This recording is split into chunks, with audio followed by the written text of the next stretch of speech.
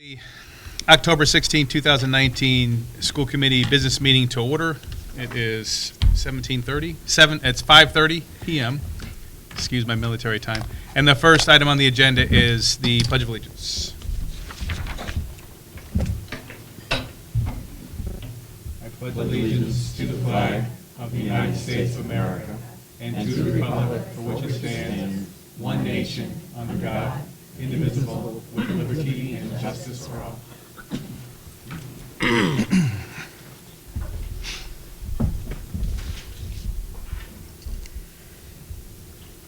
Next item is to ratify the agenda and entertain a motion and any discussion on issues or concerns with the current agenda. So moved. Motion by George. Have a second? Second. Second by Chris. Any discussion on the agenda? Okay, how do you vote? Wait, Patty has something. Do you have to change anything to Skylar at this point? No, we'll just get to it and move it. Yeah, thank you for reminding me. Sorry. Don? Yes. Yes. Yes. Yes. Yes, all right. Pass unanimous. Excuse me. Do we have anybody? Okay. So no one for public comment? To approve the minutes of September 18th, 2019. Give you a chance to check those out and then entertain a motion to approve or edit or disapprove.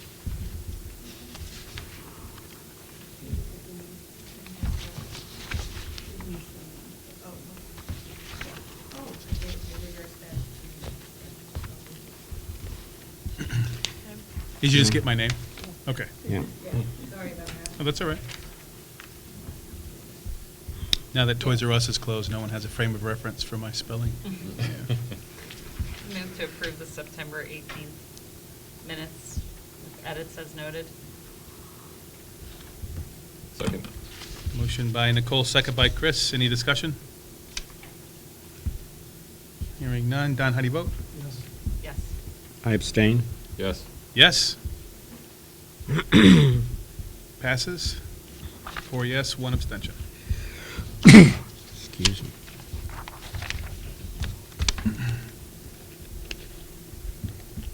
So the next item is the report of the student representative, Skylar Rimple, but she has a game, and we're going to pick that up towards the end of the agenda, unless anyone has an issue with that. Which I hope you don't, because she's not here, so it wouldn't happen. Next, the representative from the Mashpee Wampanoag tribe.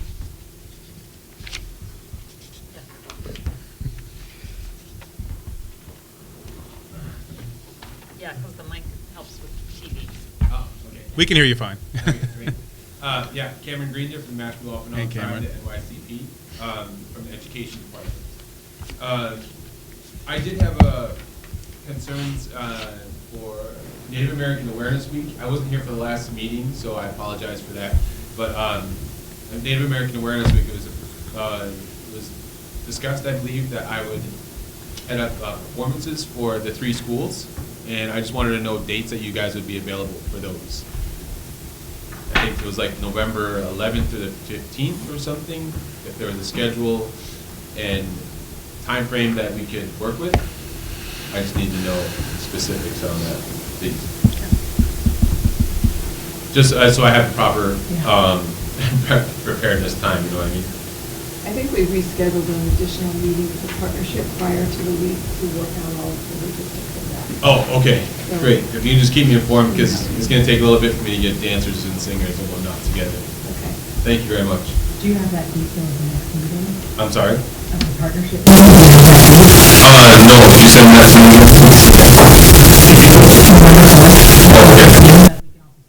Yeah. That's right. Sorry. I just wanted to get on that one right away, so it's kind of quite the commitment to do and get prepared. So, for the month of October, for education, I'm attending a First Nations conference in Boulder, Colorado, and it's a First Nations grant that education received under Roxanne Brown, the education director. And that one is really going into more of a cultural aspect of the kids are getting involved with some of the lodge buildings some of the cultural practices of the tribe. And so it's really to get the kids involved and really capture their identity as Mashpee Wampanoag tribal members. So that's what we're working on a lot during this month, and I'll be gone for October 21st to 24th. I'll be in Boulder for that conference. Otherwise than that, other events that are coming up. November, we have a few events coming up. John Hanlon and I have planned. We did have a college visit, but we had to reschedule that for University of Minnesota Morris. That is a total tuition-free for Native students. So enrolled Native students get tuition-free at University of Minnesota Morris. So it's total tuition-free. So it's, that's one of the schools we want to visit, and we have some other events coming up too. And we also have the cultural nights coming up and dance practice coming up this fall. Cultural nights is going to start with regalia making, and I believe it's going to be on Thursdays. So that's going to be open for all youth ages. So that's pretty much the events going on right now. Any questions? Let me show you Wisconsin. Oh, the Wisconsin trip. Yeah, I'm sorry. And the Wisconsin trip to the Food Sovereignty Summit. It was an amazing, amazing time. There was it gave the kids a lot of insights to other practices that other tribes are doing for their own food sovereignty, and really just what they do to keep their practices going as far as food goes, like their own growing, their own. I'm thinking of the word, I can't get to it right now because this mic's in front. Where they practice their own traditions of the cultural practices that involve food that's specific to the area and to their tribe. So we got to see a lot of presenters, a lot of panel discussions. It was also a great exposure for the kids for a college-like level of teaching. And they had a lot of lectures and a lot of PowerPoints, so they took a lot out of that. Some of the kids were good in it, some of them weren't, but I think it was a good exposure for them to get that sort of practice in there. We also got to visit the United Reservation in Wisconsin, because that's what was the host tribe. So it was, they were very welcoming. We got to meet some their dignitaries, a few of the people, like the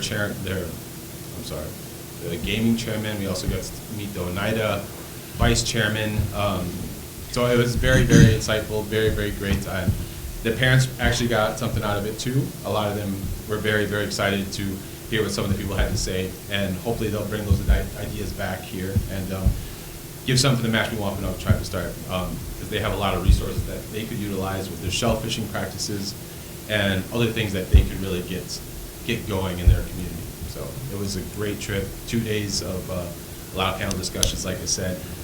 There was also one hands-on thing that the kids could do. Some of them visited a market, and some of them visited beekeeping, which are two of the biggest things that I think, the market there was, the two of the biggest attractions there, were the beekeeping and the market. So it was a great time, very insightful for all the kids. And if you guys visited the Mashpee Wampanoag Education Facebook page, you can see some pictures from that trip. So it was really, really insightful. I really enjoyed myself, and so did the kids. Thank you. I was curious what the enrollment is in the preschool this year. We haven't heard from them. What is it? At the tribe. Boy, I wish I could tell you that. I'd probably be up to Jen West to know what that was right now. Education, where the WRP is a total different entity Yeah. than education department. So I'm sorry, I don't have the figures for you. I apologize. Okay. I think I love hearing from you. Yeah. And I think it's fun because we haven't, having that Native Youth, your grant and hearing about that is great. But I feel like we're still not getting like sort of the whole, I feel like the spot on the agenda has kind of evolved since Okay. we've been doing it over the last couple of years. And Okay. I mean, maybe you can bring it up at the leadership team meeting, but in other meetings, Jen's been here, Roxanne's been here. Yeah. So I feel like we only have these meetings once a month now. We used to have them bi-weekly. Yeah. And so that was kind of, I don't know, I guess what I'm saying is, I feel like we have less time to connect with you guys now in the context of the agenda, and it would be great to kind of get a more thorough picture of sort of some of the other activities that the tribe has brought to the committee, Okay. like Jen and Roxanne, and, you know, just sort of connecting all the dots? Yep. Is that possible, or I can you? believe so. Okay. I'll totally pass the word on to Roxanne, my supervisor, and talk to her about that. And, but as far as the events, we haven't discussed anything like that, but I will totally bring that up to them. We also had the youth sobriety powwow this past weekend. Oh. I emceed, and I was supposed to sing, but I ended up emceeing and running the whole powwow. So, but it was a really great, volunteered my time. All of our singers volunteered their time. The cooks volunteered their time. It was a great community organization. It was a last minute type of deal, and everybody came together as one and really got it done for the kids. Wow. And that was what it was at the Mashpee Wampanoag Tribe.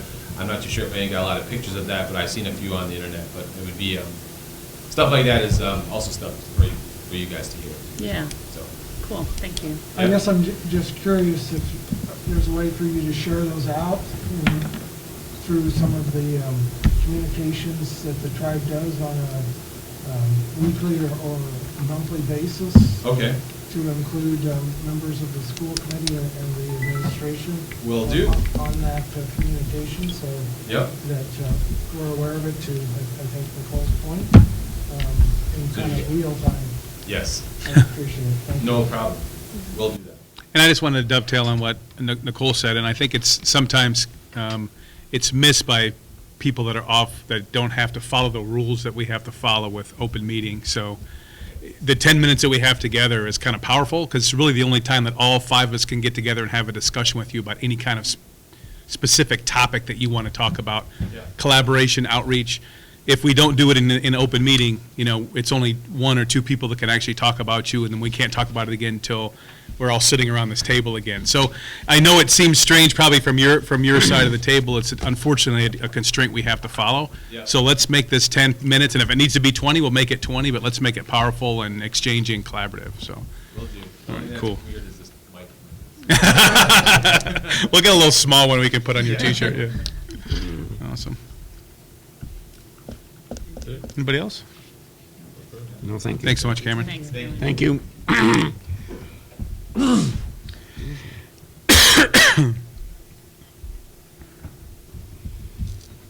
All right, so the next item on the agenda I'm very excited about. This is one of the first periodic do-outs that we have in our new agenda calendar. So we have the Coombs School Share Out with Principal LaBelle and guests. I'm very excited about the guests. Good evening, everyone. I realize we are on a time limit, and I am verbose, so I am going to be very quick so our guests can share. One of the pleasures of being at the early childhood school is that we get to enjoy laughter, children's voices, and occasionally children singing, which are just very fulfilling and heartwarming. But one of the greatest things is to see a little light bulb go off in a child's mind with something new that they've discovered. And this year, even though what we're going to be presenting tonight has been going on for quite a while, I think we reached a booming sensation for a couple of reasons, and that is following the flight of the Monarch butterfly. As Ms. Martin will say, that our school grounds have actually registered fields for Monarch butterfly migration.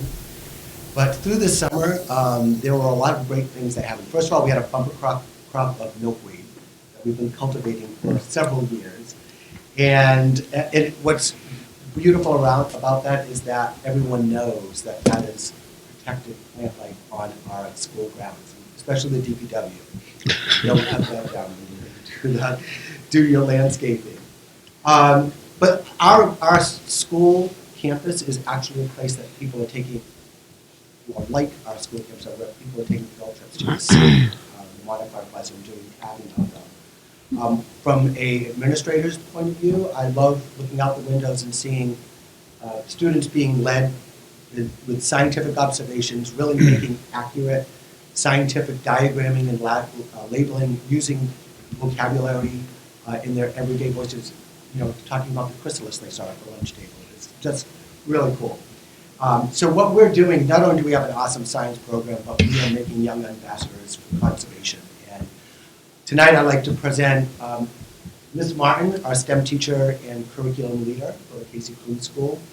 Mary Kay Fox, who is from the Mashpee National Wildlife Refuge, did I get that right? And also is a regular at our STEM nights at KCC. And Nadia Coloni, who is not only a parent of a KCC student, but also one of our new paraprofessionals. And some of the stuff that she shared or did this summer was very integral to this whole movement that's going on.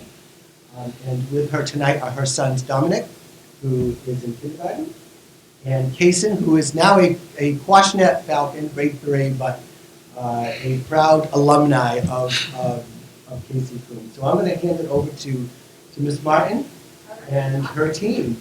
All right, I'm going to go right up front where all the pictures are. Come on up, yeah. I think they'll need a microphone. How is everyone tonight? Great. Good, Good. thanks. Thank you so much for having us. I'm used to talking to very little children, so I'm a little nervous to be talking to adults, but I really appreciate the opportunity to come out tonight just to talk about what I do at the Coombe School and also for my friends to help me teach you a little bit more about the monarch butterfly.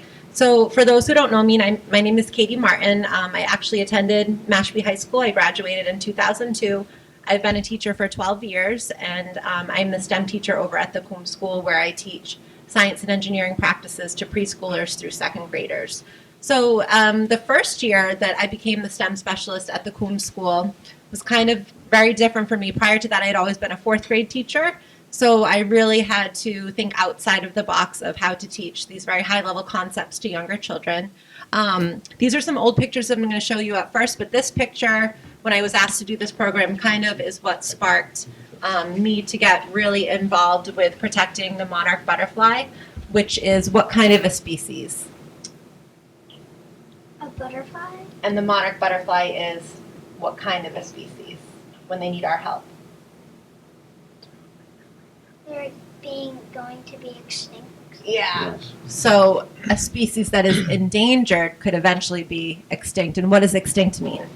It means there's almost none on the planet. Yeah, endangered, and then extinct means, There's going to be no more. yeah, gone forever. So what I taught my students that year was that if you find an endangered species that you love, there's something that you can do about it, even if you're only in kindergarten or first grade. So right here she drew that one way she can help them is by planting a milkweed garden. And why do you have to plant milkweed to help the monarch? Because they lay eggs and the caterpillars grow and then they turn to monarchs on that. And it's actually the only species of plant that a monarch can lay its eggs on. So that's why if you don't have milkweed around, you're not going to see the monarchs. So then that led me to meeting Mary Kay Fox a couple of years ago. The Wacoit Bay National Estuary Reserve offered a program for science teachers to come out and learn about the plight of the monarch and also to learn how to develop native pollinator habitats at their schools. And through the training, I learned, again, all about the plight of a lot of our pollinators. I learned how to make a homemade monarch cage. That's me. And then I also learned how to properly rototill and landscape to get the beds ready for native species. And when I say a native species, that would mean a plant that would grow naturally on Cape Cod, and those are the best species to promote our native pollinators, the monarch being one of them. So then that also led us to get going on the ground. So we started to do a garden out by the preschool playground at the Coombe School. And I try my best to really get the kids involved, getting them out there with shovels and digging, and again, explaining to them why we're planting the plants.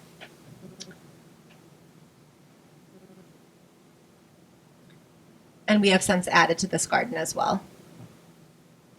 And that's me with the rototiller with a dress on. So this is actually at the courtyard, if you're familiar with the Coombe School, outside of the cafeteria and the gym hallway.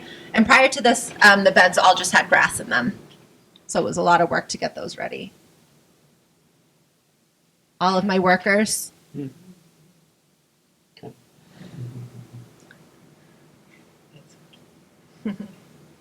And then, of course, if you give a mouse a cookie, if you learn about the monarch, you also have to teach about the hummingbirds and what we can do to help them as well. And again, Mary Kay has donated so much time and plants and materials to our school, including hummingbird feeders and plants for the nectar sources. So again, if you grow it, they will come, right? So what is this a picture of? A chrysalis. Yeah, so the fact that we have a lot of milkweed and also nectar sources now meant that this year, like Mr. LaBelle was saying, was a very, very good year for the monarch at the Coombs School. And this is actually on the wall of the Coombs School. Some friends identifying a monarch caterpillar at the Coombs School. She's holding a monarch on a milkweed leaf. This was really cool. So this student named Mia actually found this chrysalis all by herself. I didn't even know about this one. So this was a chrysalis that she found in a bush at school and was really proud to show that.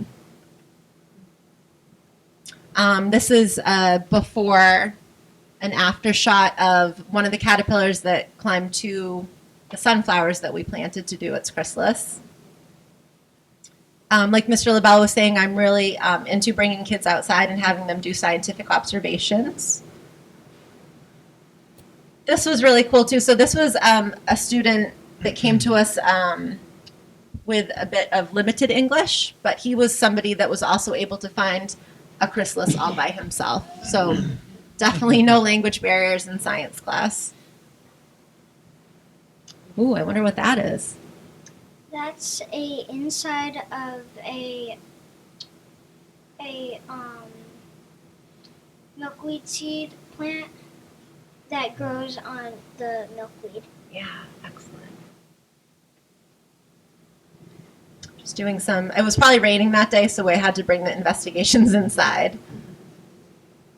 This is some of my kindergarten students dispersing milkweed seeds in hopes that they will grow again next year.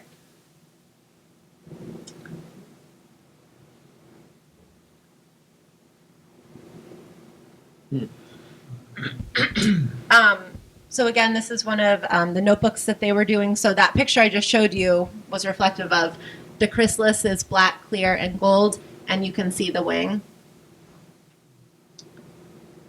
And then this student who was in first grade, the chrysalis was going to emerge.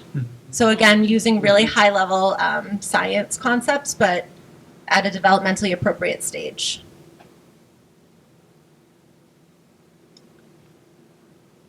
This is the best. I hope this is okay for TV. I saw a caterpillar on the milkweed pooping, and that's what was happening that day. My chrysalis was found on a bush, and it had a line on it. One of the caterpillars was making a chrysalis. The milkweed was in a cup of water.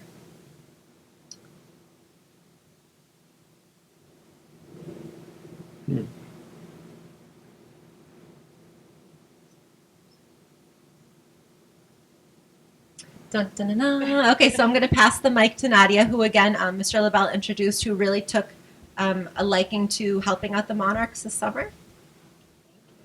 Hi, everybody. Hi. So we kind of fell into discovering milkweed in our yard, and I had to contact Katie to find out what was going on.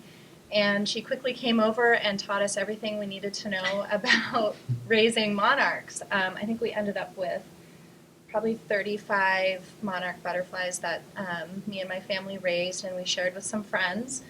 And this was our first one. Do you remember his name? Milky. That was Milky. And we could tell that it's a boy because of these circular, what? Katie, how do I go back? Oh, yeah. Magic. The circular, you see how there's like two black dots right there? Mm-hmm. So we can tell that's a male. That would be an egg on a leaf. They're very small. And this is how we start with them. We just keep them until they hatch.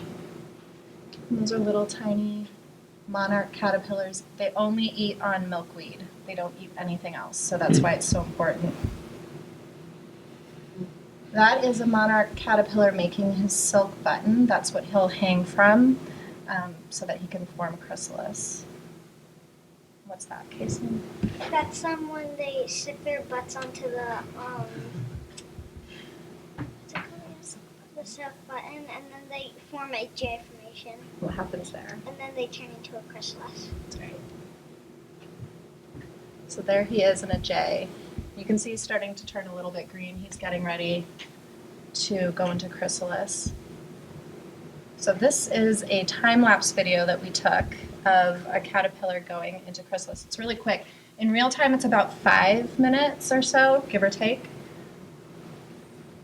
Right.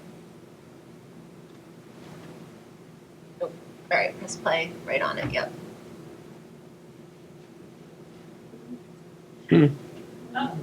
Wow. Yeah. Neat. It's wild, yeah. Yeah. And it kind of spins in there, and you can tell, like, they're alive in there. It's pretty fascinating to watch. And what happens, Kason, after that? Their skin falls off, and then it falls on the ground in a big, like, little ball. Yeah. And that's what that is. That's their last layer of skin. That is a beautiful chrysalis, a beautiful jade color, and there's like gold. And I'm just going to back up for 1 second. It's pretty wild, too. I never knew this until I did some of my own research. So, sorry. They actually, once the caterpillar is inside of its chrysalis, it liquefies itself, and then it re-solidifies again in the butterfly form. Wow. It's pretty fascinating. That's just a gorgeous picture of a chrysalis where a butterfly is ready to emerge. Mm. And that's your video Yeah. of emergence. Yep, so if you can tap right on it, perfect. Oh.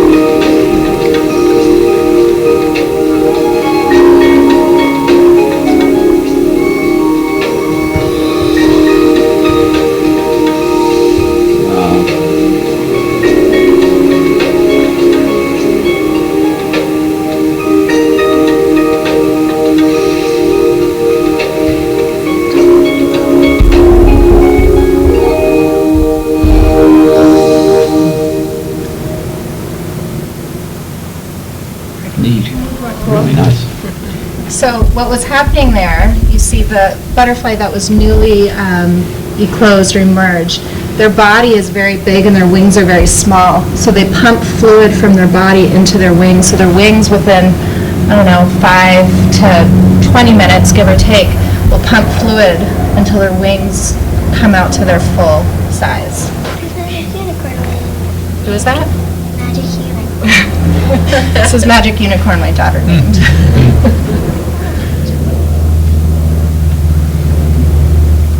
And on that. At the end of the summer, I brought the rest of the chrysalides that I had at home to the classroom and the rest of my caterpillars, and we raised them with our kindergarten class, and the kids loved it. And I think we released 7 of them with the class.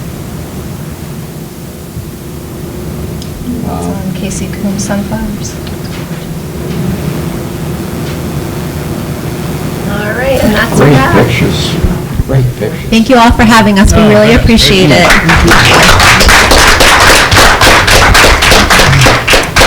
Is this over there? Please, yeah, thank you very much. Thank you. Thank you.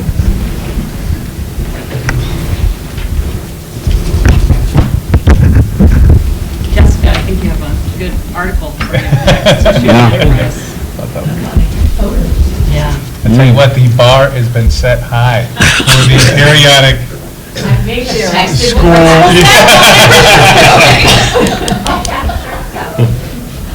All right. Oh, sorry.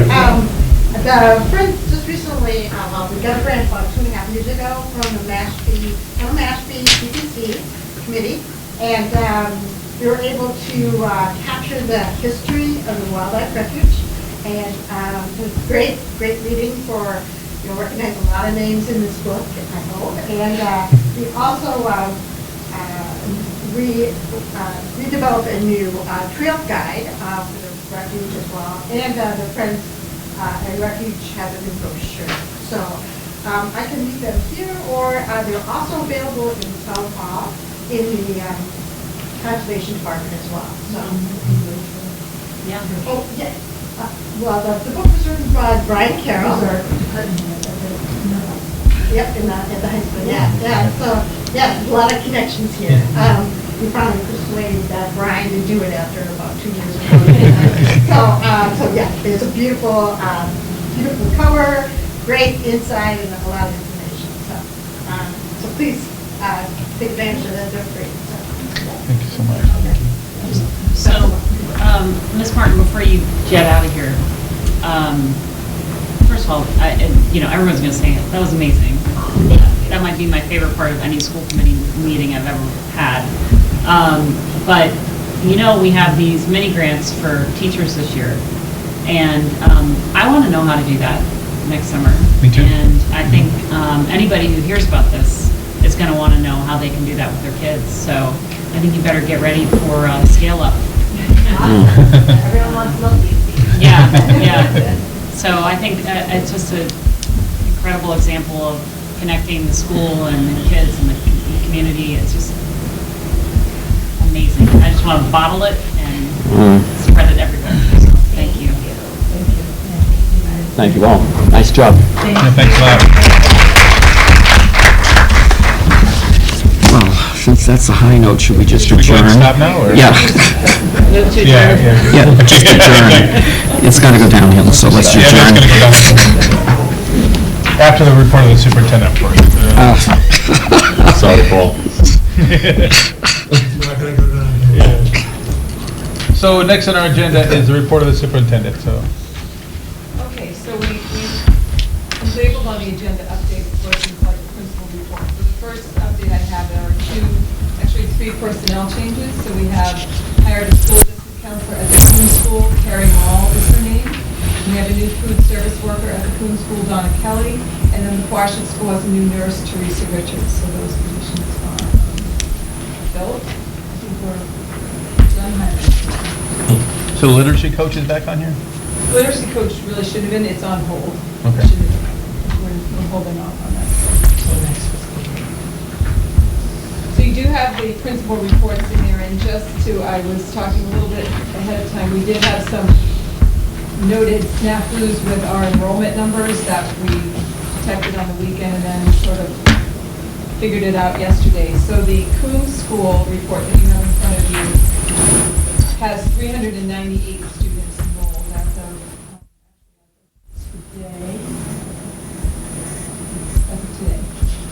What was missing and not matching Power School is our out-of-district students are also included in each school's enrollment, but when the reports are generated looking at different homerooms, they weren't picking up those numbers. So his should be 398. And all three schools had a really successful open house in September, and at all three schools, the attendance and participation of our families was very high, and we're very grateful for that, because it does give us an extra opportunity to just keep our families informed and also to stay connected. So all three schools, the Coombs Open House had many sort of resources available there as well for teachers. And we have... I just had a quick question on the Casey Coombs. The attendance rate was 17%. That is actually the chronically absent rate, I believe. Okay. Yeah. That's a little better. Those are students who would be considered thought it was chronically something absent, else. which is 10% or more as of So it's whatever the it's cutoff misleading. date was.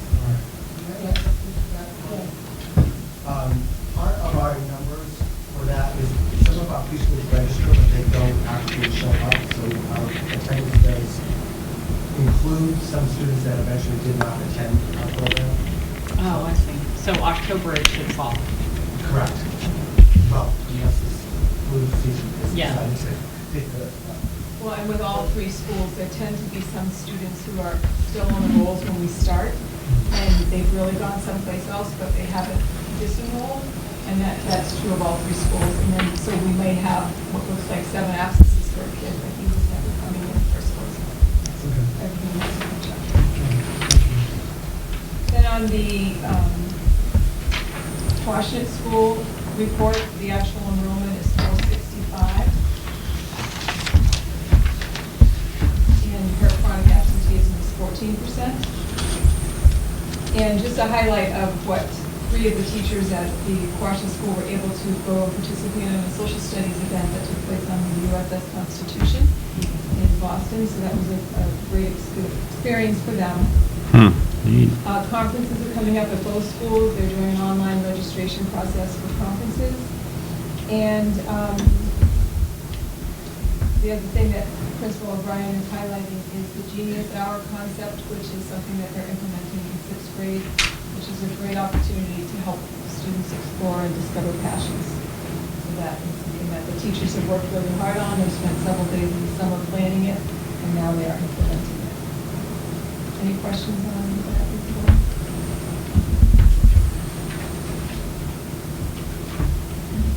Then for the Mashpee Middle High School, the correct number of students is 731. And the chronic absenteeism there is 13.1. And today was the start of the SAT. Was that a one-day process? One-day process. So that was very well organized by Ms. Kett and implemented at the start of the day today. And we did have a visit by Lieutenant Governor Polito. I think I might have talked about that in September. It was right before we had a September meeting. And just a highlight of an upcoming event that involves the high school is the hackathon. I think I gave you a handout. That is the Upper Cape Hackathon, which is on October 26th, I believe. And this year we partnered with, that's the 21st, 25th. We partnered with the Mashpee Tribe to host it at their location, so that's a great opportunity. There's multiple schools coming, and there'll be teams of students participating as well. So if you're able and available to come by on that day at any time, you're welcome to be there. And thank you to Amanda Howell, who's done a tremendous amount of work in facilitating and getting that off the ground. So the next report is the special education report of Dr. Curley, and you have, as a handout, a revised page from what was in the original packet. It seemed, in the original handout, the numbers seemed very high to me. And so on the weekend, there was some conversation and some research went into it, and there was an error found in the middle high school numbers, in particular the 9th grade students with IEPs were double counted as part of the middle school and then as part of the high school as well. So the number you see in front of you, 269, is the total number of students on IEPs as of September, which makes much more sense. I did have one question. In regard to the outreach activities that were conducted in September. Oh, we're not on that one yet. Are you on outreach? or- No. Oh, HERPS. HERPS on special ed. To identify additional children in need. Did we discover any? Were those successful? I guess, what was the result? Well, not no. We haven't heard anything about We it. have to send out every year because at schools as well as in schools, doctor's offices, just as a reminder, everybody out there that we have to Okay. Is there a certain time period they're responding back to you, or No. it's just a general? Okay. reminder every year. Okay, I was just curious what sort of success rate you had in regard to response. So we get, throughout the year, we get a variety. Okay, thank you. Do you have any other questions about that proposed report?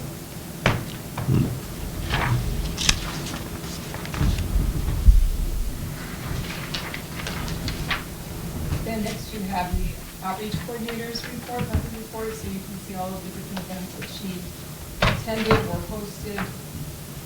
She has a good collection of data for her volunteers, community engagement she's participated in, the marketing activities, and then notes or data on her online presence as well.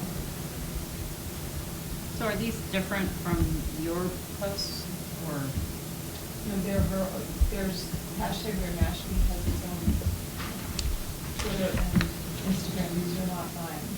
These are hers. Okay, well, I mean, shouldn't we consider outreach as a collective activity? You can, I would have to provide you with the data from them. Well, I think, yeah, if that's not a lot of trouble, because I think whatever we're doing to promote the schools, aside of our personal,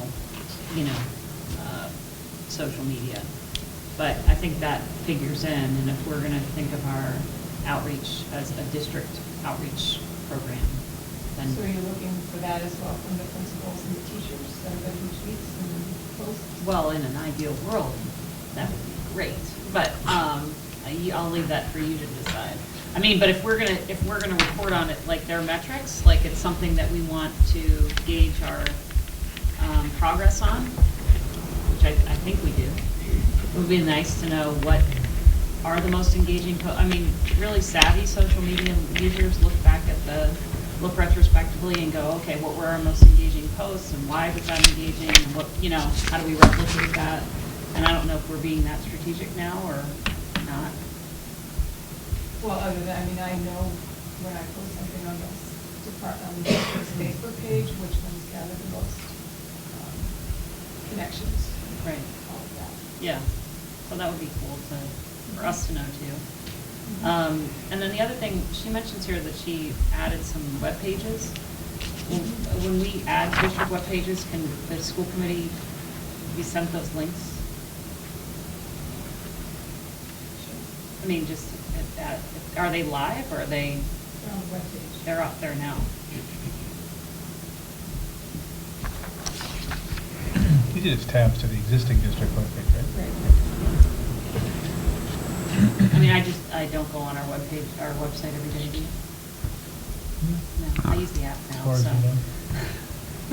So I was curious, because we have the app now, were they added?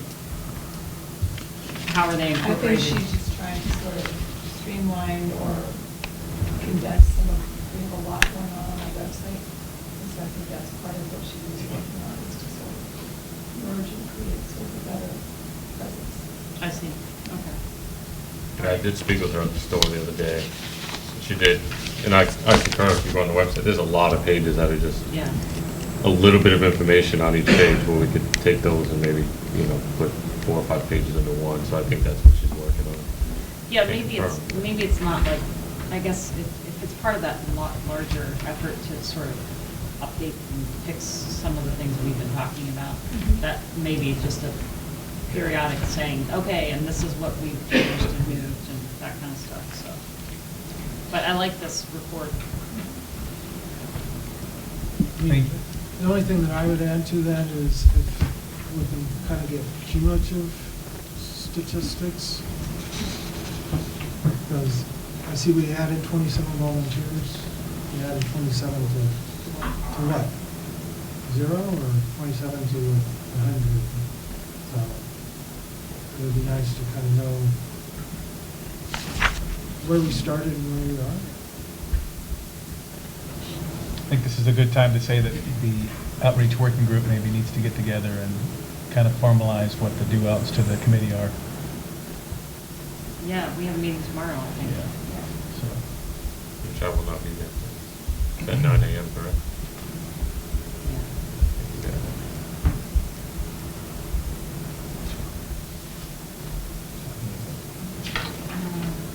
Yeah, who's the alternate? is that me? I don't know. Is it?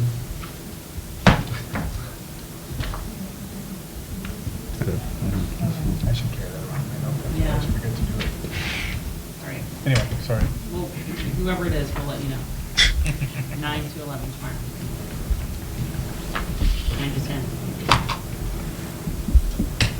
You also have the report of the athletic director. If you have any questions on that? The golf team is currently on a hot streak. And very fresh.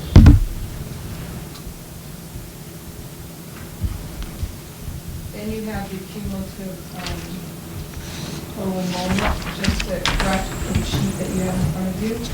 Coombs is 398. Washington is 465. Mashpee Middle High School combined is 731. And the total is 1594. What we're going to do for this report, or this chart moving forward, is there will be a column added for each of the schools. So prior to the total column, there will be the out-of-district number, not by grade level, but in total. And we won't have the out-of-district down there by itself. Because it is also, well, we could still leave that there, it's still on Dr. Crowley's report. But that way, when you add across, it will be the accurate number. Can you, to this, also add for the Cape Cod Tech, the prior year number?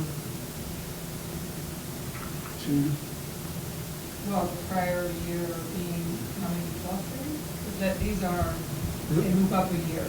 Right. Right. So, similar to the prior year totals that we used for DESI, we could just add those by grade for the Cape Cod Tech. Because I know everybody moves hopefully up a grade, but without going back and looking, I don't recall what 48 compared to what we had last year. Because it looks like we have a large number of ninth graders at the tech this year. Yeah, that's in time. I've never seen the list, but the list of where everybody is going. Okay.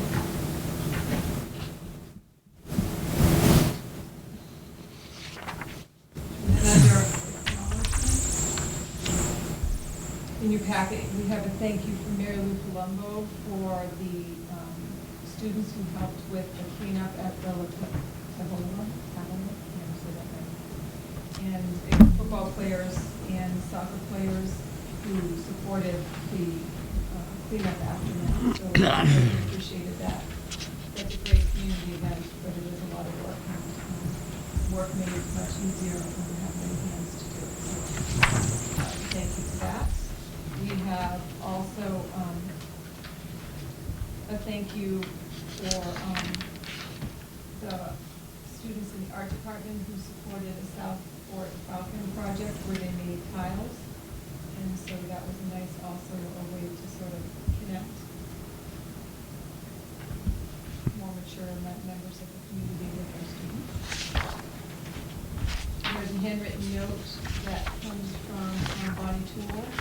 And every year we have been able to help with unloading the pumpkins at the pumpkin field there. And so So the football players, I think it was middle school football players, helped on Saturday the 12th. And then a shout out to the girls field hockey team. It's not noted in this note, but on October 12th, when the second shipment came in, the girls field hockey students participated and helped. And it's also a task that you need many hands for to make it look good. I have one that's not in your packet that I wanted to read. It was written from a Robert Holland, who was selected about a student who just graduated last year. Taj Bowen was one of the students I evaluated last May as part of the senior project. And I was quite impressed with his musical abilities. This was also confirmed after I attended the MHS Music Department concert shortly after the senior project presentation. Subsequently, my wife and I invited Taj as our guest to a College Light Opera Company performance of Gilbert Sullivan's HMS Pinafore at the Highfield Theater in Falmouth.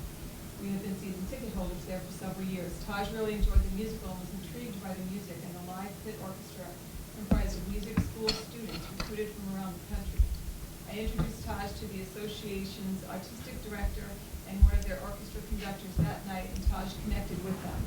Over the summer, Taj composed a symphonic piece, musical moment 13, the Rhapsody of the Cracking Dam, that he scored for the instrumentation that was in the College Light Opera Company's pit orchestra. In August, the piece was performed by the orchestra during their annual concert at the Cape Conservatory in Falmouth. The video of the performance is attached. The piece was very well received by both the orchestra members and the audience. Needless to say, Taj was also very happy and proud. The College Light Opera Company's general manager indicated that if Taj had another composition next year, they would consider another performance. So please share this with his music teacher, which is Mr. T. So that's pretty interesting. Yeah. Would you be willing to share that video? I will. Yeah, I'd love to check it out. Yeah. And the last thing under acknowledgements before we is this is National Principals Month. So I'd like my Principals Month. Oh, I did not know. Likewise. Likewise. Excuse me. I just want to acknowledge publicly that I think these amazing leaders, and what I most like about each one of these people is that they're very student-centered, child-centered. They see the whole person in front of them, they're able to students, and they are also excellent role models. They lead other people for their staff. So I appreciate all of them. Thank you.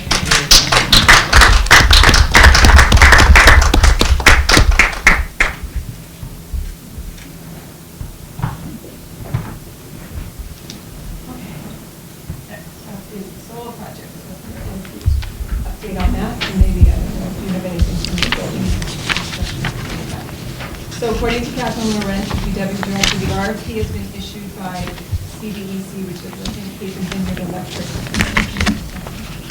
Proposals will due by November 13th. Once received, this will have the option to review the ones received specifically from Mashpee and decide which ones they want to move forward with.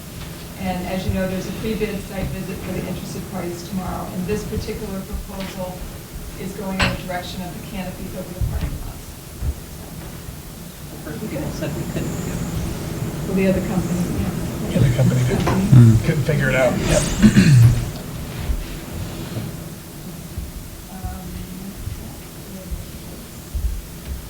So in your packet, you also have the proposed use for school choice funds.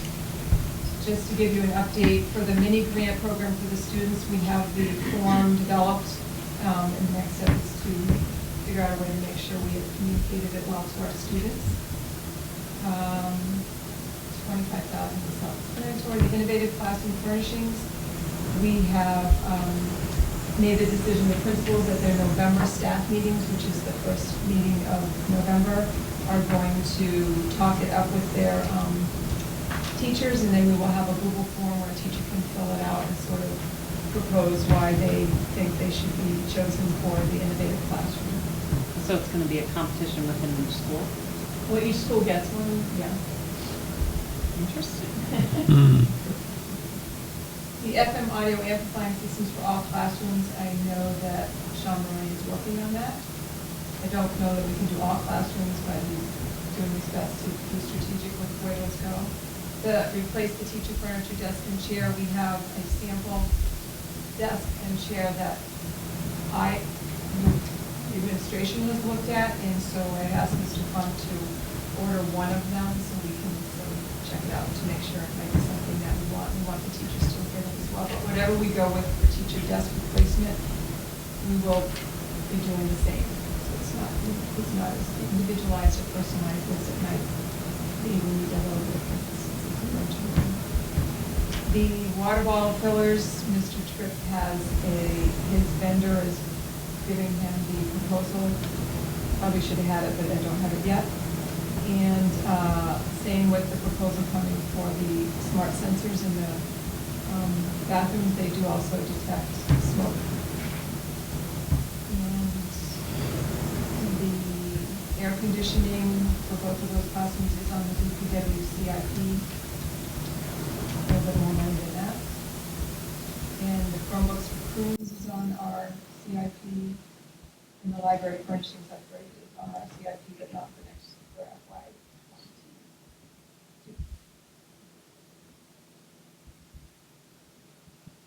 So the one that you skipped over? Hmm. The driver's ed. Right. So So we- I guess where are we at as far as So we did. looking at that?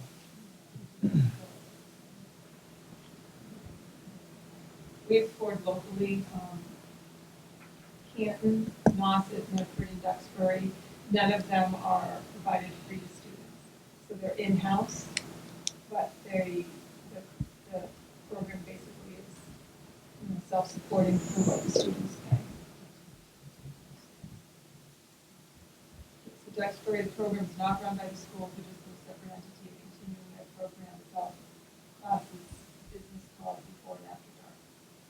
So similar, like our students who currently take driver's ed is through the program that comes in under the organized through the rec department, which is an outside agency. But in Nauset, the program is run by retired teachers or current teachers for a stipend. The program costs is $600 per student. Nauset owns the vehicles, and the program runs after school. Medford, the program is run by a teacher from the Vogue. The program costs $700. It runs after school, and the person that they connected with them didn't know if the vehicles were owned or leased. In Canton? Yeah, the program is run by a retired teacher. The program costs $620. Canton owns 5 vehicles that were donated by a local dealership. The program runs during the school vacation. So why those 4? I was initially looking at what we have for Cape Moss. It was the only one that sort of had it as in-house. Nauset is the only one. Okay. And then the other ones, are there other ones in Massachusetts, or are those just the only 3 that we could find out about? I'm sure there are others.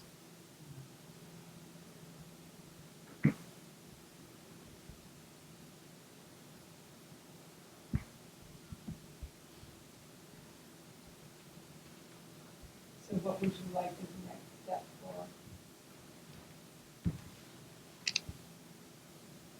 And I think the idea here was, were we able to potentially provide a service, particularly targeted families and individuals with limited means to be able to provide driver's education without them needing to either skip it and, I guess,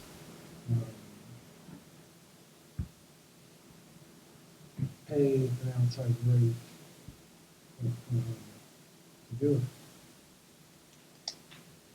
And I guess, at least from my perspective, I was hoping that we could find a model that we could evaluate that was in place at another school here in Massachusetts. That provided a subsidy to the student. Because you could also leave what is currently in place and choose to provide a subsidy based on some metric of our current students. I mean, I think at this point it's kind of wide open as far as what that model would look like. I what that the end of it is, but the target was being able to provide that all students had an opportunity for driver's education, regardless of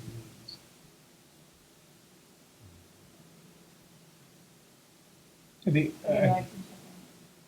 Well, we can add that to a future agenda, because I know that when we talked about this, when we approved the school choice funds, there was not a consensus that this was something that the committee wanted to go forward with. So we need to make sure we got the information, we'll put it on the agenda so we can actually physically discuss it if it's something that the committee's interested in. Because originally it was to pay for to reimburse the students, and it was like a $250,000 a year commitment that we weren't interested in. Then the discussion was, okay, let's take it in-house. So we probably need to bring this as a formal discussion so we can figure out which way we want to go. Because I don't want you grasping at straws and then coming here and that's not the way we want to do it. So let's put it as an agenda topic and figure out what we want to do if there's an appetite with all the rest of the members of the committee. And the same thing with the DC trip. I thought that was not an approved.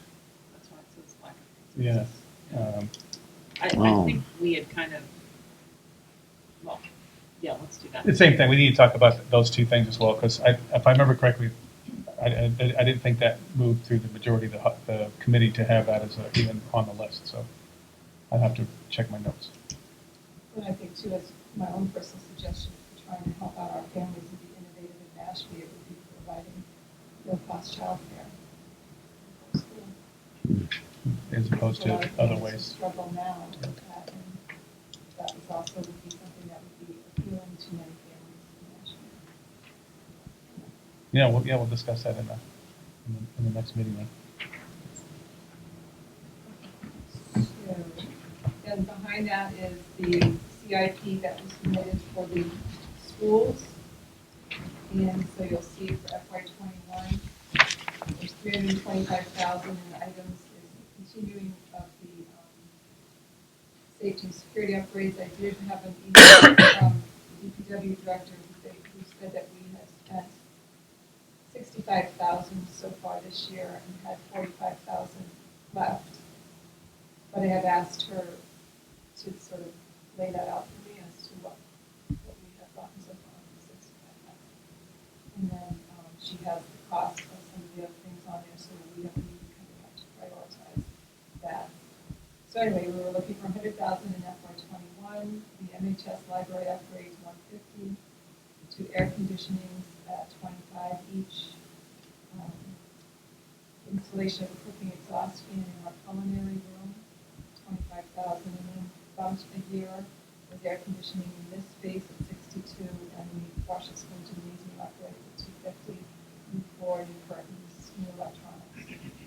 And then down below, we have the technology, 45,000 for Chromebooks for the high school and wash.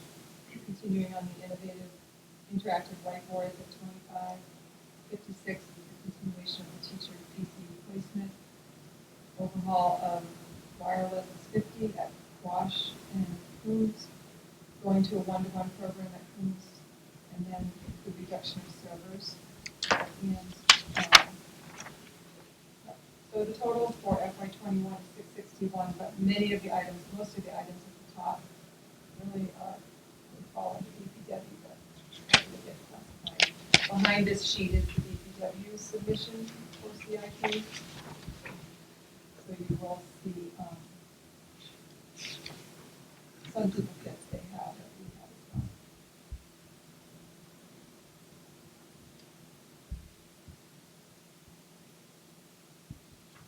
So these are all proposed, and then when does this? There's a meeting coming up in November, where they start to go with each department, goes into present them. And then, but the decision's made by January before we build our budget, is that right? Or before we finalize our budget? It should be decided on in November. I think it's or December. Yeah. Okay. Yeah, we'll have time to make sure we know if we have to vote on it. Because also there's 126,000, which is the first 3 technology items. Those 3 items are currently in our operating in case they're not funded. I see. So on the DPW for 21, they have 62,000 for the question of library. You have that in 22. Right, but this was her original sheet, I believe, the chair, when we were at the planning and construction. Yeah, the Quashnet library, I'm sorry, the Quashnet library AC installation was pushed a year. Is that the only thing that got moved? No, the floor tiles, I don't see, the Quashnet flooring replacement was pushed for the cafeteria hallway. The two replacements of the hot water heaters are pending grants. If we get the grants for leads, then those will be completed. Let's see what else here. I think that's it. And that was per the recommendation of the Planning and Construction Committee, which I'll talk about more when we get to that.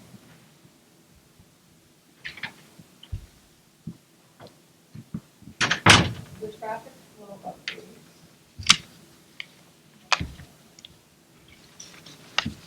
So this is from Catherine Laurent, and I had asked about reconnecting about adjusting the timing of the lights. And she said, as explained, the phasing cannot be adjusted just for those two time periods, like the arrival and the business time. Any change would be for the entire 24-hour period. Because of this fact, the traffic engineer suggested conducting a more current turning movement count at the intersection. The last count is almost 5 years old. I've submitted a request to the Cape Cod Commission for the count. Once completed, the engineer will reevaluate and make a recommendation. Good. Data. 2025. The data. And then in your packet is a fact sheet related to the Student Opportunity Act. If you have any questions, basically it talks about 4 areas, and they're going to try to implement the Foundation Budget Review Commission's report of 2015. It also, this plan is over a 7-year sort of full implementation. And so they're adjusting or looking to improve the funding formula, make it more equitable. They're also including increased special education enrollment and cost assumptions, increasing funding for English learners, and then also trying to address areas where there's a high concentration of students from low-income households. And then there's some other services that will, or ways to deliver better services, so guidance and psychological services. They're increasing the foundation rate for those are much needed. The charter tuition reimbursement, they're taking that for 3 years and hopefully fully funding. Expanding the circuit special ed circuit breaker, which will reimburse us for the extraordinary special ed costs, including transportation, in addition to instruction costs. There's a piece on if we're going to build a new building, and then there are some policies to sort of maximize outcomes for students as well. So do we have any idea of specifically what the impacts will be here? Yeah, I actually asked Patty to put this in place. I know that the spreadsheet that had individual towns in the Commonwealth was evidently flawed. But one of the reasons I wanted to keep a real good visibility on our part of it is that our local contribution is actually going to increase based on this Student Opportunity Act by the information that was presented to the government. It doesn't make sense to me as our population of free and reduced lunch population has continually increased over the last 10 years. So you would think that our local contribution would actually go down. It depends on some movement in the way that they finalize the formulas, because they're really trying to push away from the formulas being determined by property values, because that skews, especially in Mashpee, we have huge property values, but we also have a high free and reduced lunch population, so they kind of cancel each other out. So I just want to make sure that everybody knew that this is happening, that it's in process. There's already been an article from MASC, like a notice, a bulletin talking about how that the spreadsheet that was printed to the governor was flawed. So I'm hoping that new information comes out in the next couple of weeks that actually shows what the impact to Mashpee is going to be, and hopefully it's not an increase in our local contribution. It was only, a percentage point, but a percentage point is still a percentage point. I just found it interesting that they're on page 23 in regard to the additional information regarding plans for closing opportunity gaps that we'll have to, that everybody will have to be providing. And then it's interesting that the Secretary of Education will now collect and publish data on student preparedness in each district and high school for postgraduate success in college and in the workforce. So, more work for you. I'm sure there's going to be a lot of information about this in November, so that'll be a good time. And ASC, I'm sure they'll have plenty of panel discussion. So that'll be a good opportunity for us to get going on this. Very apropos timing. I think the last thing before I leave my section was I forgot to make sure you all know we have a Falcon Friends meeting on November 1st at 10 a.m. at Mashpee site. So I'm not sure who all has RSVP'd to come, but we want to go over our budget, talk about the challenges and some opportunities. But basically, an hour meeting. You say that at 10 to 11, perfect, thank you. On November 1st. Not all of us,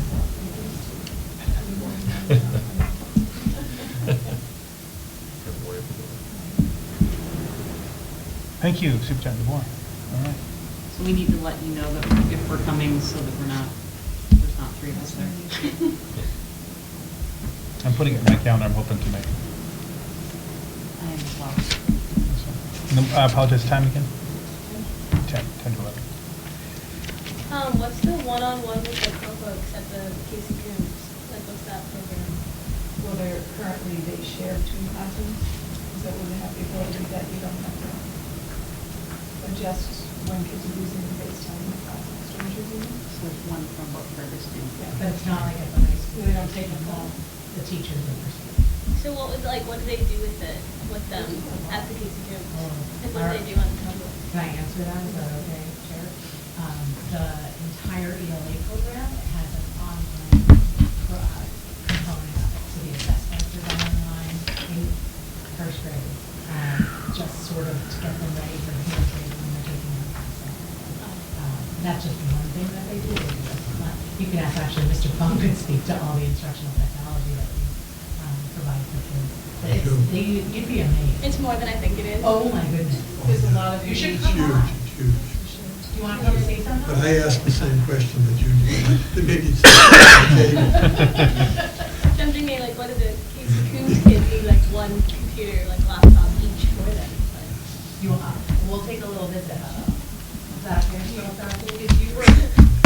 you could go back and be a student there now, you could show it all.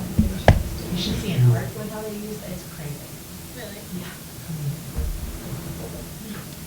Well, perfect segue, because it's your chance in the hot seat. So we'll go to the report of the student representative, Skylar Rimple. Hi, good evening. So the first thing is that we actually just came from the All Cape College Fair at Barnstable High School that a lot of the Mashpee high school and middle school students were at, and that was really cool. They had a lot of different colleges with a lot of different ranges, mostly in New England, but they had from all around the country, and so students got to speak with representatives about higher ed planning and ask about majors and ask what their schools were known for, and so that kind of information is really influential in helping high school students decide on where they want to go. For fall sports, I wanted to highlight the success of the new volleyball club that we have this year, and they just got their net today so we can have home volleyball matches, which is very exciting for that program. And Thursday night, tomorrow night at 5:30 is the girls varsity field hockey senior night, and for any of the sports, senior night is always a really awesome community building opportunity, and so if anyone could make it out to that cares for field hockey, that would be really cool. The fall play, Discovering Amelia, has begun their rehearsals with the Blue Falcon Theater Company, and it will perform November 15th and 16th, which has rehearsals after school every day. For Project 351 Fall Service, Katrina, Mayan, and I are planning on serving the new Quashnet School Food Pantry this year, and we're planning an event for that, as well as we're getting started on selecting the ambassador that will join us on launch day in January, which is very exciting to grow our team. We have a new club at the high school, Future Teachers of America. Before we had Future Business Leaders of America, so this is another addition to that. And so far it's starting off slow. We have one sophomore member, but so that's a new club with Miss Calpalides, which they're hoping to see some growth in. The Boys and Girls Club, Keystone, has started up again this year, which has mostly Mashpee High School students organizing dances and tournaments and fundraisers, as well as event planning and community service, which grows the Mashpee High School students in community involvement and engagement, which is really important to have that kind of opportunity outside of a school setting to help them put it back into their school setting.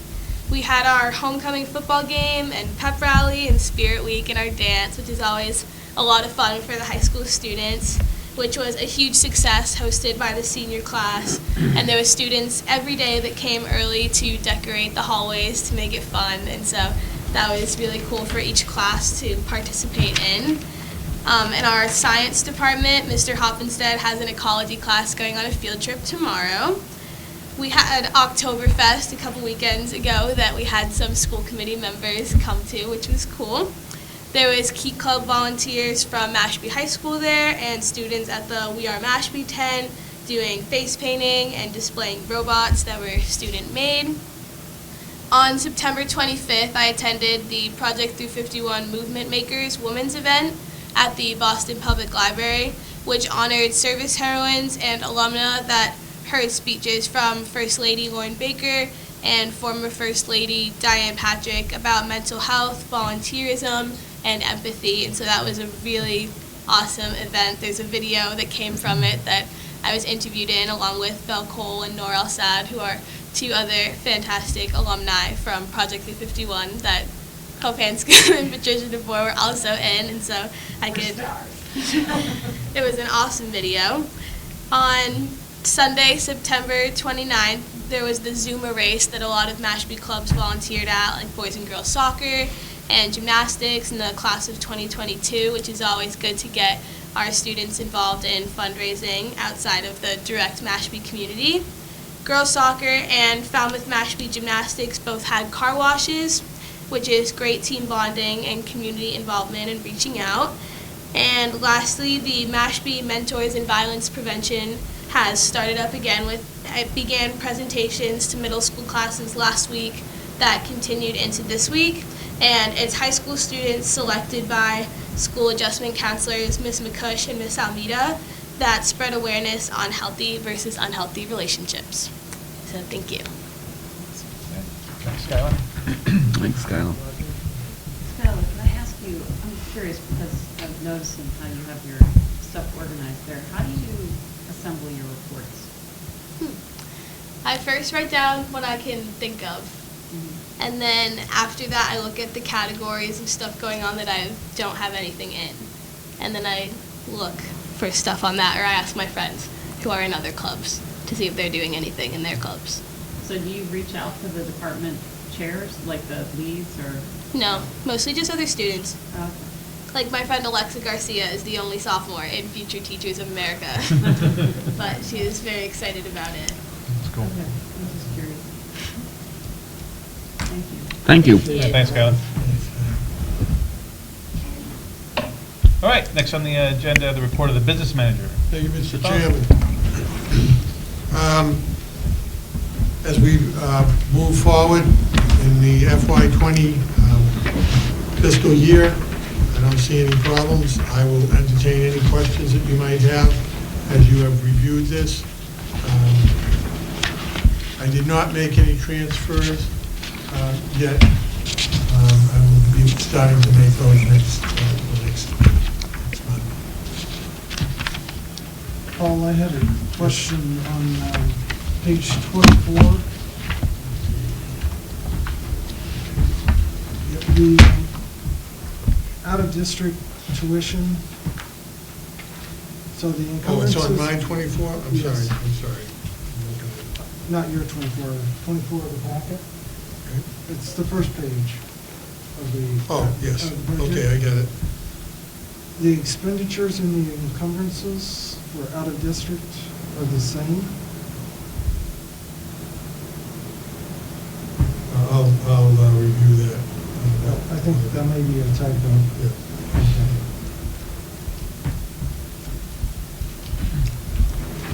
I'll correct that for next month. Just to point it out. Thank you.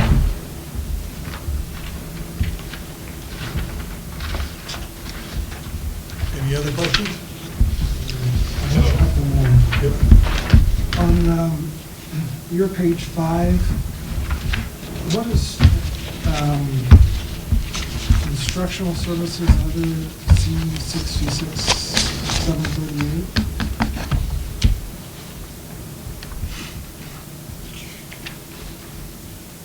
My page 5? Your page 5. Instructional service, the 66,738, if you remembered correctly, that when we bought the ELA program, that some of it was coming out of choice. So that's a note to me that 66,738, because it's in, you can see that the balance is in the negative 50,000. Right. I have scheduled, C stands for choice, 66,738. Okay. Thank you. I just saw it, I wasn't sure what it was. Yep. Yeah, I kind of tracked that. Makes total sense.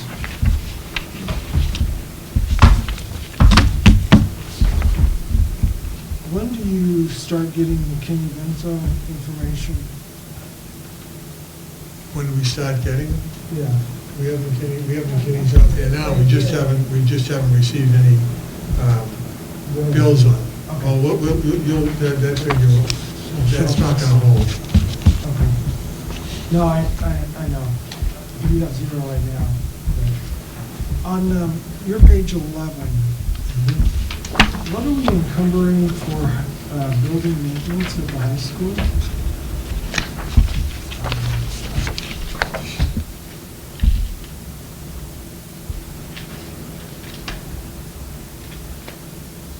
I'll have to get back to you on that, I'm sorry. Okay. These, I know some of it was, some of the, we got some dumpsters to get rid of items at the beginning of the year, Mr. Bellistraci, or the end of the year?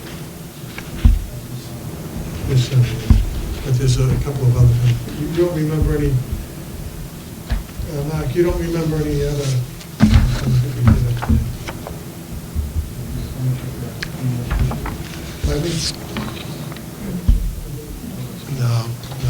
I'll report out at the next meeting. That's fine.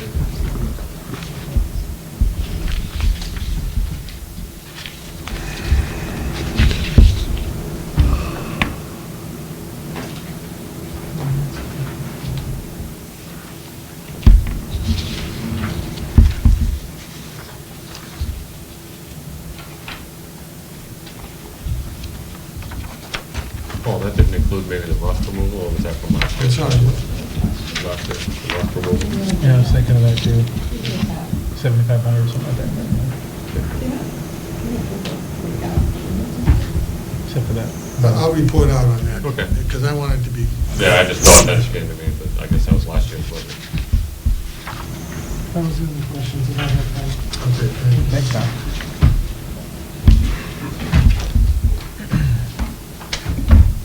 On the grants, you can see that the amounts on the grants have been entered. The amounts of the award of the grants, which were done in September, so we just got those figures. The end of this month, I'll start drawing down off of those amounts, so you'll see the revenue start to come in.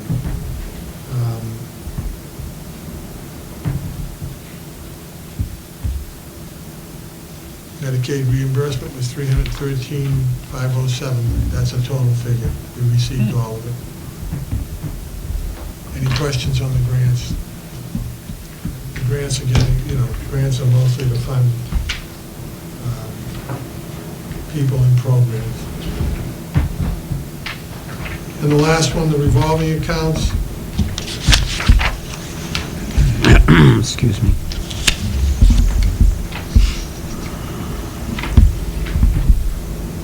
Any question on any of those? Then on page 48,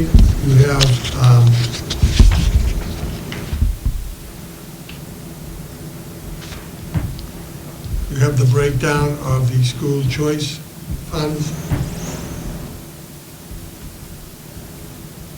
showing a balance of $161,140.79. That's the projection at the end of the year.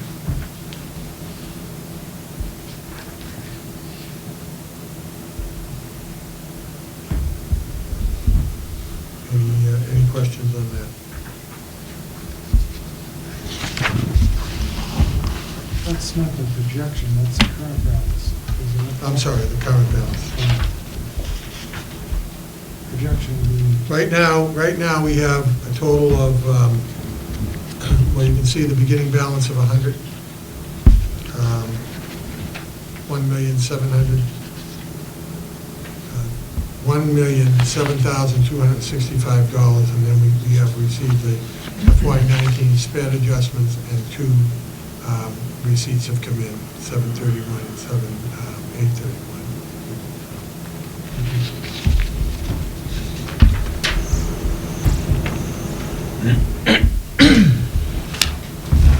If there are no further questions, Mr. Chairman, that concludes my report. Thank you, Mr. Funk.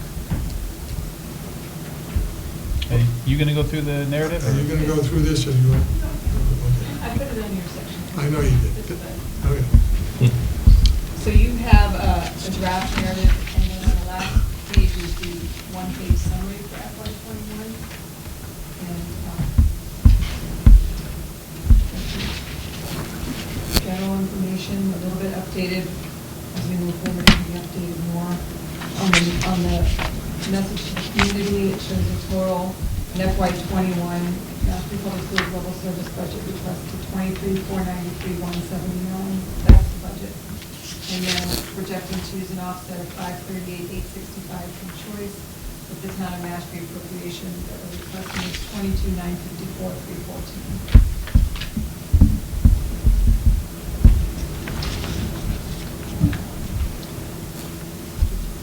Why don't we say what the percentage is right there?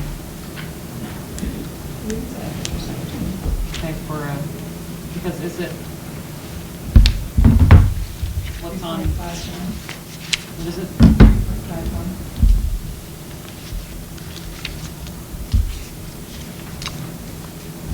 It's gonna be the first thing people do is whip out their calculators. Okay. Page 4 of that draft is not changed. Page 5 is updated.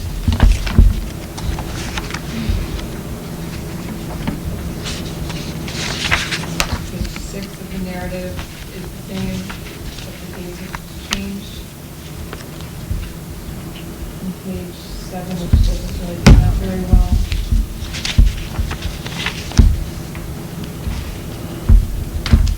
You can see that last column on FY21 on page 7. That's the number that's shown on the governor's chart, which is probably not an accurate number, but. And then the assumption of the grant staying the same.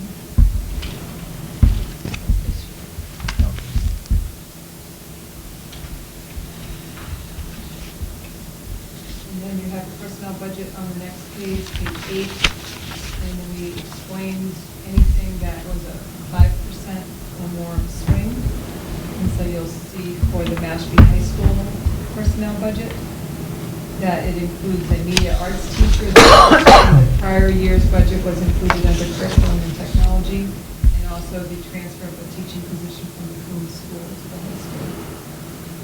So that's where they appear large. And also we only know for sure Unit C numbers. We do not know Unit A and B.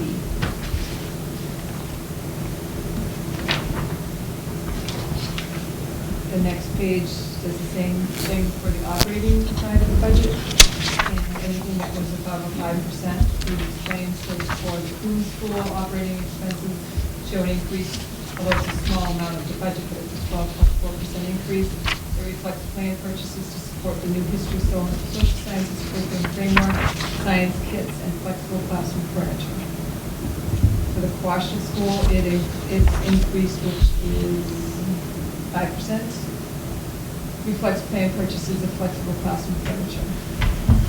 The high school includes upgrades to the media arts equipment and textbook purchases, and their increase was 7.4%. The biggest increase of the 20.4% for curriculum instruction technology. The breakdown of that budget number of 932,797 is shown below. 609,672 for tech, curriculum and initiatives of 144,125, and professional development of 179.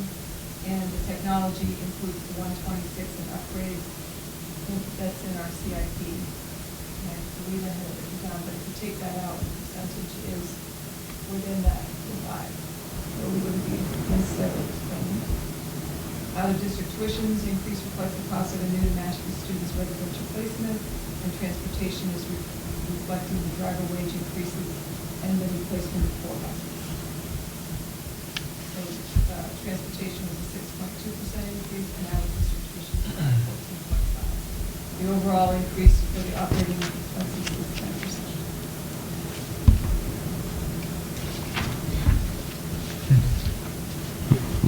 Then page 10 shows the operating expenses in that chart. And then down below you have the comparisons FY20 and FY21 in terms of the portion that's personnel and the portion that's operating expenses. So for FY21, personnel is 81% and the operating expenses is 19%, as compared to FY20 where personnel was 80% of the budget and the expenses were 20%.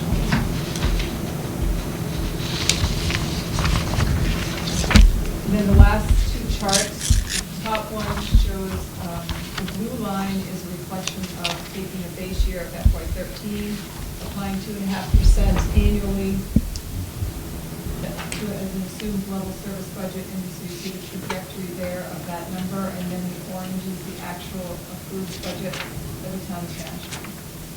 And so for FY21, if we were using that assumed level service projection, it would be 23,249,612, and the budget that we'll be requesting is 22,954,314, so it's a little under $300,000 gap.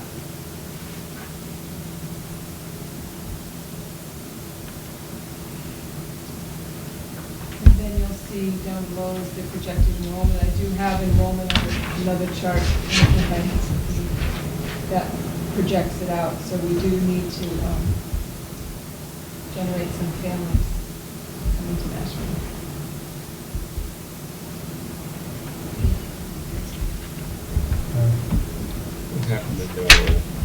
Off the top of your head, the difference between 19 and 20 and operating budget percentage wise? I'm trying to just compare it to last. We got 10% this year. I'm just trying to get a picture of how that differs from last You year. probably can't compare it though, because it's the first time we put the curriculum and technology into the central. We add $40,000. No, I get it. But I'm still curious. I understand that there's additional stuff. I'm just curious how it Yeah, you can find it. plays against it. Not that it's apples to apples, but.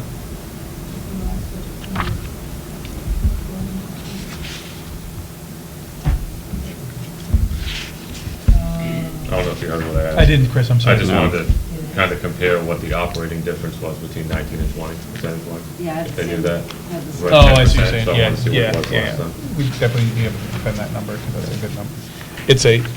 It sounds a lot worse than 10% than it really is, but it's still 10%, yeah. And just to answer the questions, FY19, Sorry, 19% expenses, 81% personnel? We just have to take 20% of 22,715,784. Percentage difference, so 19. Oh, sorry, 12.2. Thank you. Really? So it's higher last year. FY20, for example? Yes. Okay. That's it. 12.2% increase Yes. From 19 from 19 to 20. 19 to 20, so the 20 to 21 is 10, so it's actually lower. One thing that I was gonna, and I didn't know where to push this, I took some notes. One thing I've been kind of noticing the writing on the wall, especially when they did the special election for the selectmen, is they're talking a lot about our enrollment dropping. And we've discussed it, we know what's happening. We do have the NPS student enrollment here, and I wonder if anybody had an issue with us starting to document our pure, yes. per pupil expenditure as a number, as opposed to people concentrating on the number of people in the school. It's how much we're spending on the pupils per school and what we're getting for that $14,400 or whatever it ends up being. I think it's $14,400 or something like that this year, right now. Right, but that's, let's see, that would probably be 2 years behind in fiscal year. Yeah, well, we can fix the number any way we want. I mean, we can Yeah. assume that we clearly need to change the assumptions in our working group anyway for enrollment. We should probably, I think we had it maintaining. It went down 1.9% this last year, and then in the last 5 years, it's gone down 4%, I think, 4.4% in the last 5 years. So we should probably add that assumption anyway, and then assume in 2021 that it continues on this trajectory, what the per pupil expenditure is going to be. But I just think it's easy for us to say, okay, yes, it costs $15,000 per student. What are we getting for that money? Because I think it's a very easy argument for us to discuss, as opposed to making it look like $23 million. Right. Especially with some of the awesome stuff we've had in the news lately. And you do a really good job. And one of the things I was going to talk about was year in review, and you kind of do that already, kind of right here. So this is the stuff I'm talking about. This is what we're getting for $14,400 per student. What I do, I can bring it to the next meeting. I did, based on birth rates, have a projection that goes 3 years beyond 21 in terms of, and the assumption of how many kids generally choose Sturgis, and some of those assumptions are in there, and an assumption on growing our choice numbers as well. But yes, we are. I think that's going to be. I think that's going to be the cliche question during this budget cycle is about enrollment. To be honest with you, it's not the school committee's responsibility to get people to move to Mashpee, but we can help. So we did have a meeting last week where the Cape and Island superintendents met with all the town managers on the Cape and some housing authority experts as well over there. And it was a pretty informational meeting about all the different efforts that are being done in the towns to attract families to live on the Cape. And so, that has to really be a Cape-wide project. Yeah. But each town then needs to look at its zoning and policies and decide how they value having families choose. And I think Mashpee is a very family-oriented town, and we want to make sure as many families can come here. And our outreach all rolls into this. I mean, we're the shining beacon on the hill of the Mashpee School District. Somebody that recently joined our team talked about the outsider's perspective, and she said people just talk about Mashpee being very innovative. It's that sign. So I'm not, I like the idea for people. Yeah, I think I'll add that in here. I also wonder why we don't look at cost of living. So in other words, putting our personnel budget in context, because, I mean, it's... For the salaries? We're not, it's not just the schools that our costs, our personnel costs are going up. It's virtually any public sector entity anywhere. And so I think that's another one that I'm always trying to figure out how we... That's available too, right? The percentile that we follow as a salaried organization. As public information through the Commonwealth. Yeah. No, it really is. I mean, I know I've seen it before where we fall in the spectrum of salaries. And that's a great idea. I mean, all this stuff's good. That's why I know the standard we don't want to turn into an encyclopedia, but it should be a really, on page 5, that answers your question. I mean, last year, the finance chairman looked you straight in the eye and said, you're spending $16,900. He's getting it off the DESI website, which includes paving the parking lot and painting the buildings and all that kind of stuff for per pupil. I'm talking about how much we spend in the budget. And, Be honest with you, we could have done a better job answering that question, but we're going to make sure we have the narrative spot on for that kind of stuff. Yeah, good idea. So, and this is awesome, by the way. Thank you very much. Yeah, that's awesome. Great. I'm glad. Thank you for taking all of my ideas and incorporating them into one. Well, you know, I'm You're welcome. challenging. I don't work with, Ciao, George. I don't work with Excel all the time and make charts. And you do it once a year, and you're like, oh my gosh, how did I do that? Thank you, Yeah. Gail, man. Thank you, Gail. Very cool. Anything else for the superintendent? Awesome. So next on the item on the agenda is a report of subcommittees. Did we have any subcommittees meet in our last month? Off? We had the planning and construction committee met. We already pretty much covered all that. One thing that we're going to push for the next meeting is to have a published, discussed maintenance plan for the municipal buildings. I mean, the planning and construction is more than just the schools, but it would be nice if we at least had a 5-year plan for the maintenance that's going to be done. That's actually formalized on that sheet. You'll see the CIP sheet goes out to 2026, I believe, but it's all blank.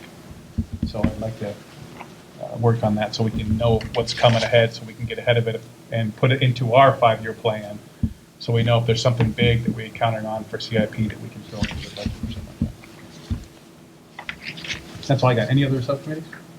All right. Working group updates? Any working groups meet? Like I said, outreach meets tomorrow morning. And we met before the last meeting. No effectiveness. I'm sorry. The financial working group we did meet this time. Yeah. Nobody. No working groups. Efficiency and effectiveness. Didn't we meet? That was before the last meeting. The efficiency. Okay. Effectiveness. I know. All right, we're back We on did schedule. meet, but All I right, lost track so of the next dates. item is specifically assigned and unfinished business. And the first one was victims advocacy, and just to relay why this is on the agenda, 2 school committee meetings ago, I believe, and we had some public comment. The response to that public comments from Don was to ensure that we had a discussion about how the district conducts victim, I'm having a very difficult time talking, I apologize, victim advocacy. So, Superintendent DeBoer. So you have 2 documents in your packet. One is the bullying prevention policy of the school committee, JICFB, and I did star the language that talks about assistance to the target. The school district shall provide counseling or referral to appropriate services, including guidance, academic intervention, and protection to students, both targets and perpetrators affected by bullying as necessary. So, Which we do. so the question though was, how's that advocacy conveyed to parents and their students, and actually teachers? So how's that information of this policy conveyed? So I think it mostly transfers into the bullying prevention and intervention plan, which is part of the school handbook, so that's the next piece that's in here. And we like to start wherever 7 of the document itself, which is page 72 of the packet. And so there's a section on identifying resources for targets. There's counseling and other services. Students with disabilities are specifically addressed, and referral for outside services. And this is part of the school handbook. And also, when, there is a personal side to this, when there is a situation or a challenge that a student experiences, it gets communicated to either a counselor or to the building leadership.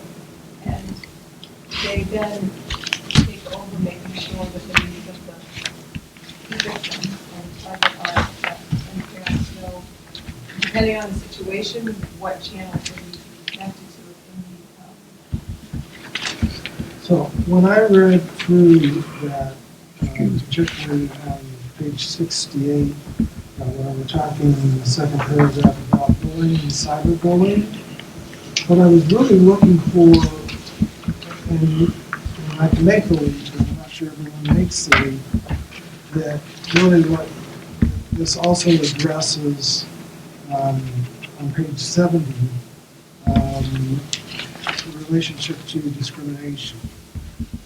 But it's not clear, and you don't pick that up until later in your document. And in our policy on bullying prevention, it doesn't talk about that, although it references, cross-references our non-discrimination policy, AC, which unfortunately AC doesn't cross-reference this policy on bullying prevention. So it's there, but it's disjointed, and I'm not sure how easily someone would pick that up, or may pick that up, that this covers not just that, but it covers really all situations where there is physical or emotional harm to the victim. So it's a very broad, under bullying, it's a very broad definition. And if you're looking for a particular definition of discrimination, I can fit it in there, but I'm not going to if that's what I'm looking for. So if you were looking for discrimination, though, why wouldn't you be referencing our non-discrimination policy? But you would, but then it doesn't reference this. Okay, I'm just not sure why that would be a problem. Yeah. So if an individual is looking for what we do to assist them in regard to discrimination, they would look for here under the bullying policy. The bullying policy isn't referred to in the discrimination policy. Okay, let me just try and follow you. So what you're referencing, though, is this handbook? Yes. Okay, which has both invoked in the handbook. So this is like, the policy is not. It's how that policy gets applied.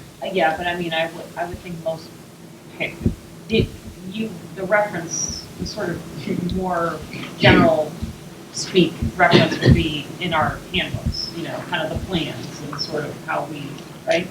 Yeah, how are we, if this happens to an individual, what is the school going to do to help address the issue and address the harm that may have been caused? It's different with every situation. They will do everything that is needed to sort of bring that adult or student to a place where they feel safe and valued, that they've been heard. I think we have two issues here, Don. Yeah, I think we have a policy issue, which is administrative, Yeah. and we have a protocol plan process question that can only be answered by the leadership team. I agree with you, and I looked at the same thing, that the discrimination policy can probably do a better job of referencing the intervention plan to ensure that the steps that are going to be taken by the leadership team are going to be addressed in the leadership plan. The intervention plan, which is controlled and developed and done by the leadership team. That's one side, right? That we can just go to policy subcommittee and figure that out and make the change we need to make. Yes, I was just pointing that piece out. No, perfect, but I want to make sure because I think the biggest problem was that you wanted to know from the people who are implementing the plan exactly in the situation that we were discussing when a student is discriminated or feels they're discriminated or reports discrimination. What is the mechanism by which there is victim advocacy for that student? And I just want to make sure that's how I read it. So I want to make sure. Yeah. No, I think that's fair. They would have to report it. The principal's doing an investigation. I think there's not, we don't have a handout checklist that we give to someone who is feeling they're discriminated against, not claiming that they have. But it's this document that they should be able to rely upon and to guide them. Beyond what we just highlighted in the very last page of policy, the state, the Department of Education, the state has, it's on page 76 of the packet. There's a little bit of an extra piece on protecting safety for victims and others. But the problem resolution system, you know, not that would ever get to that point, but if someone feels that their situation wasn't resolved adequately or in the as a resource, resolution program resolution service. But I would never anticipate we would get to that.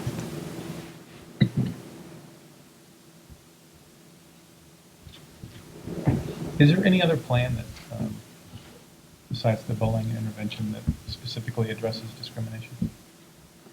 Outside of the policy? Any kind of procedure or plan?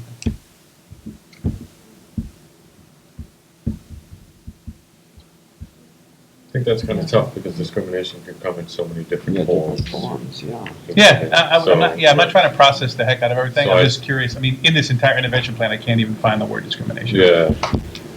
So that's what would almost come down to whatever form it is, whether it's considered bullying or whether it's considered harassment or whether it's considered, and then you go to those specific policies, whether it's harassment, bullying. But as I understand it, this plan is supposed to cover bullying, retaliation, and discrimination, correct? I think only if you wove discrimination in. It's protecting any victim of a situation like you described, but it would be considered, you know, a lot of times it starts out as a perception of bullying and it doesn't end up being a bullying situation. Sure. It has to meet certain parameters, but that's the term people use. And so like this form, they have to do a full investigation. I would try to think if a student or his family felt discriminated against, would it start out as a claim of bullying that got further sort of defined in a way as classified that I'm being bullied before? I don't know, we've not had that situation. We've had claims of bullying. Yeah. Well, I mean, bullying, Bullying. the definition of bullying in the intervention plan does include a situation where someone would be disagreeing, infringes on the rights of the victim, causes physical or emotional harm. right. I mean, it is in there. I was just curious if there was any other plan that then just specifically addressed discrimination.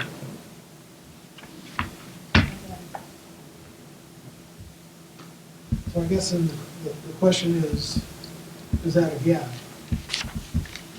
Me personally, I mean, I don't think it's a gap. I mean, I think we may have a gap in our policy where we need to reference this intervention plan as the mechanism to take care of the victim. But otherwise, I mean, this is a very in-depth and fully functioning plan that's is what the school uses. So that's just me. I mean, I'm. No, I agree with you in the sense that, like I was just saying, I mean, if you really think about discrimination, because of so many different types of discrimination and then so many different circumstances, if we keep trying to define it, we're going to get ourselves in a bad position.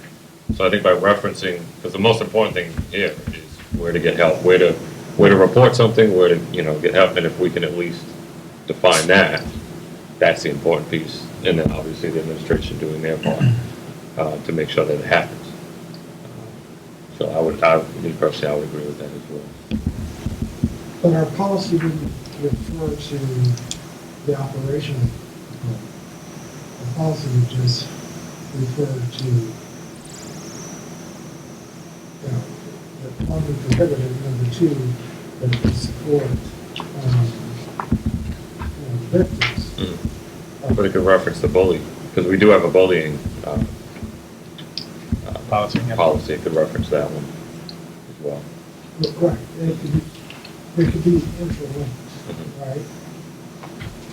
Then my question would be then, this plan should incorporate that too. May I speak to that? Is that okay? Sure. So in 2010, the bullying law was passed, the initiation of all of this, and required that we have bullying policy and also this bullying prevention and intervention plan. There is no such requirement under the law of harassment, which is why we don't mess with it.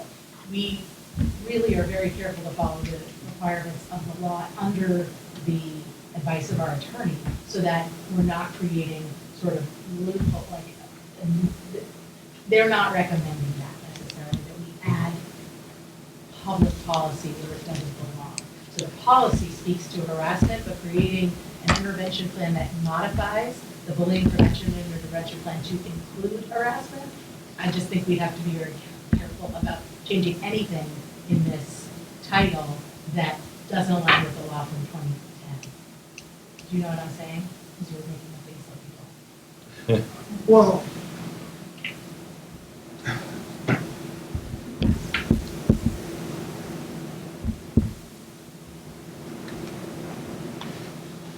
So I would like to make a recommendation if I could. I would love to send this topic to the policy subcommittee where we can identify and research AC, ACAB, GIC, and GICFA and see how they cross-reference each other and make sure they're not separate and saying the same thing or saying different things, and that maybe they reference the bullying and intervention plan, et cetera, and have a recommendation come from that subcommittee. And then we can have a robust discussion on the agenda about what that recommendation is and how we want to move forward. Well, can I amend that to? Well, there's no motion. So Yeah, I mean, that suggestion is fine.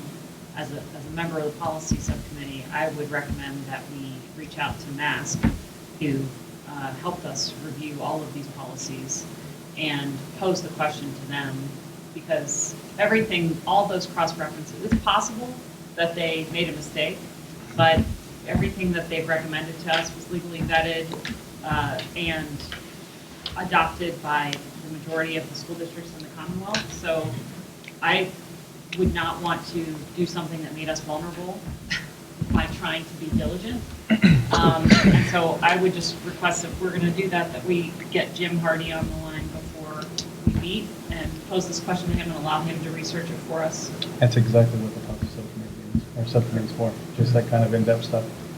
I just think, I agree that it would be prudent if I was a parent and thought that my child was being discriminated against, and I went to the school's policy for discrimination. I would hope that I could somehow find this.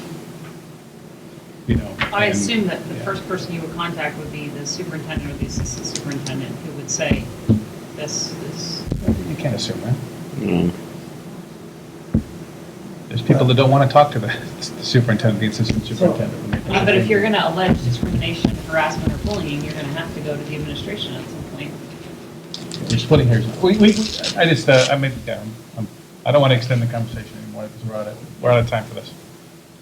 so I make a motion we refer this to the policy subcommittee to do due diligence in whatever form that requires, and then report back to the whole committee and subsequent committee.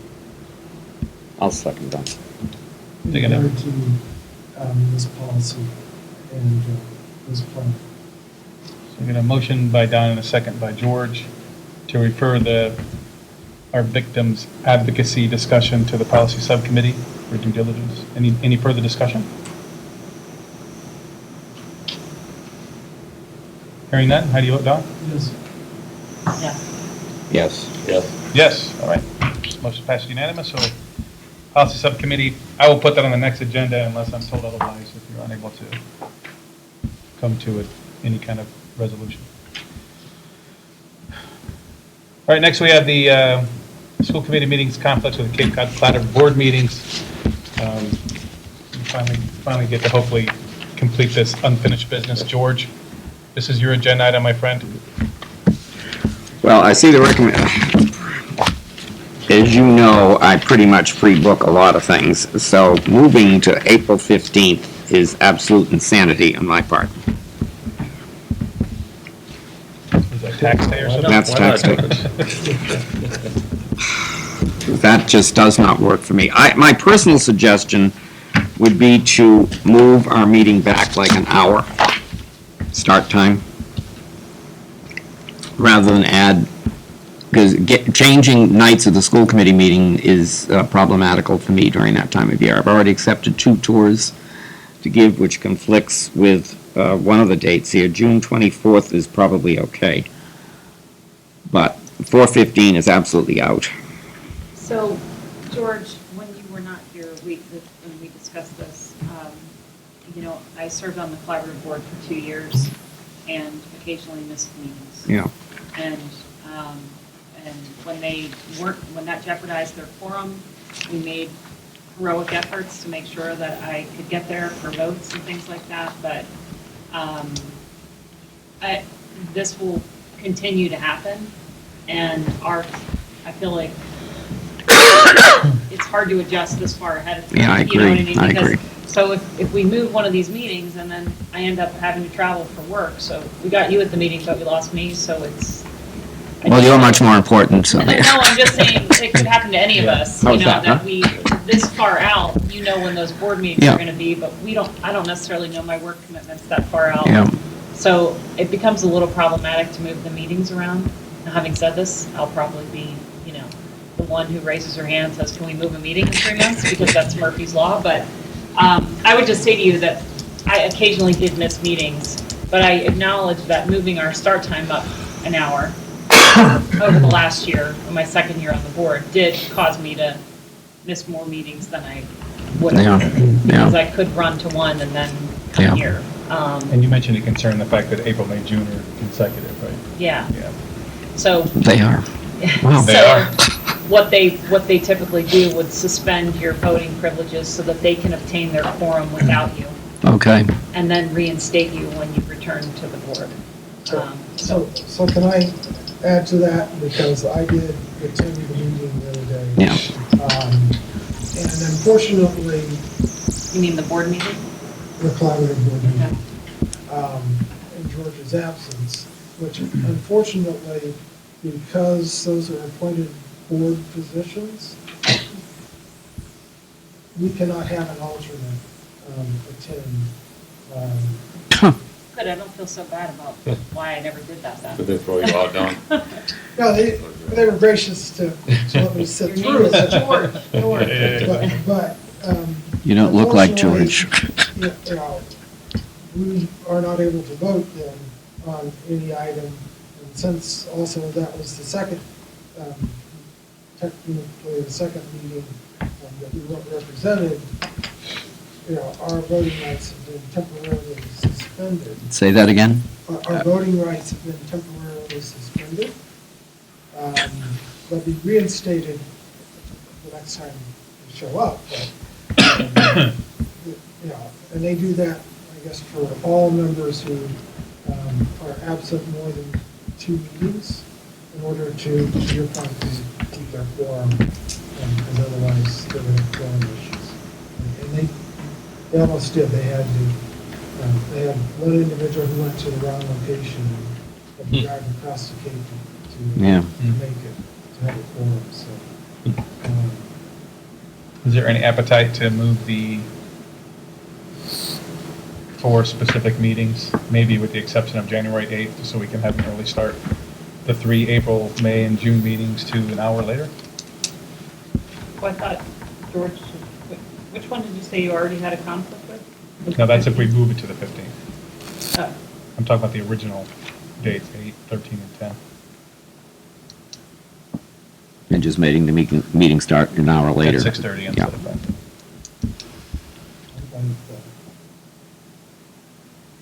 I don't have a problem with that. Just Anybody gotta make entertain a sure that we- motion to change those Make sure times? we're very clear to the general public, so we're not missing anybody that shows up.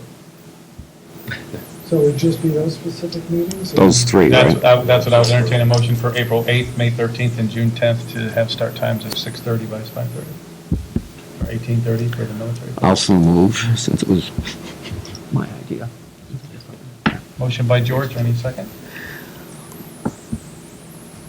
I'll second. Second by Chris. Any further discussion on changing April 8th, May 13th, and June 10th from 5:30 start to 6:30 start.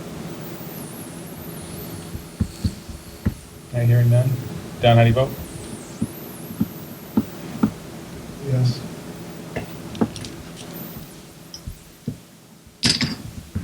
I guess, yes. Yes. Yes. Yes, unanimous. All right. Thank you all. So just to clarify, I think it's April one. 8th, 2020, May 13th, 2020, and June 10th, 2020, the meetings will now start at 6:30 PM. And I hope all of us can make it. That would be ironic. Next item on the agenda is the NSBA conference. I know Gail sent out an email for everyone for the NSBA conference. It's in Chicago this year from April the 4th to April the 6th.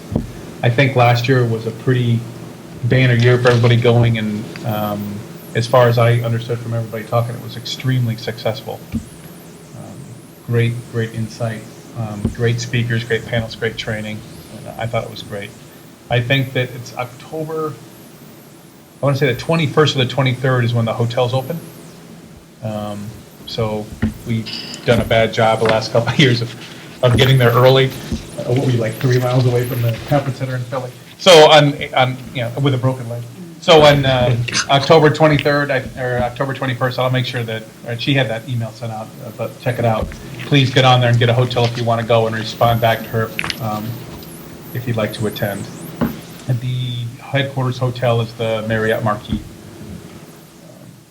It looks like the I didn't see where the conference. I don't know. There's a conference center right on Lake Michigan on Lakeshore Drive. I'm not sure if that's where it's at. So it's kind of like adjacent, like it's at a convention center. Yeah. I know the headquarters is right there by the conference center. And there's quite a few hotels around it, so. But I tried to get a room at the Marriott Marquis outside of the conference center codes, and it's ridiculously expensive, so like $450 a night. So wait for the code, people, wait for the code. April 4th through the 6th, Windy City.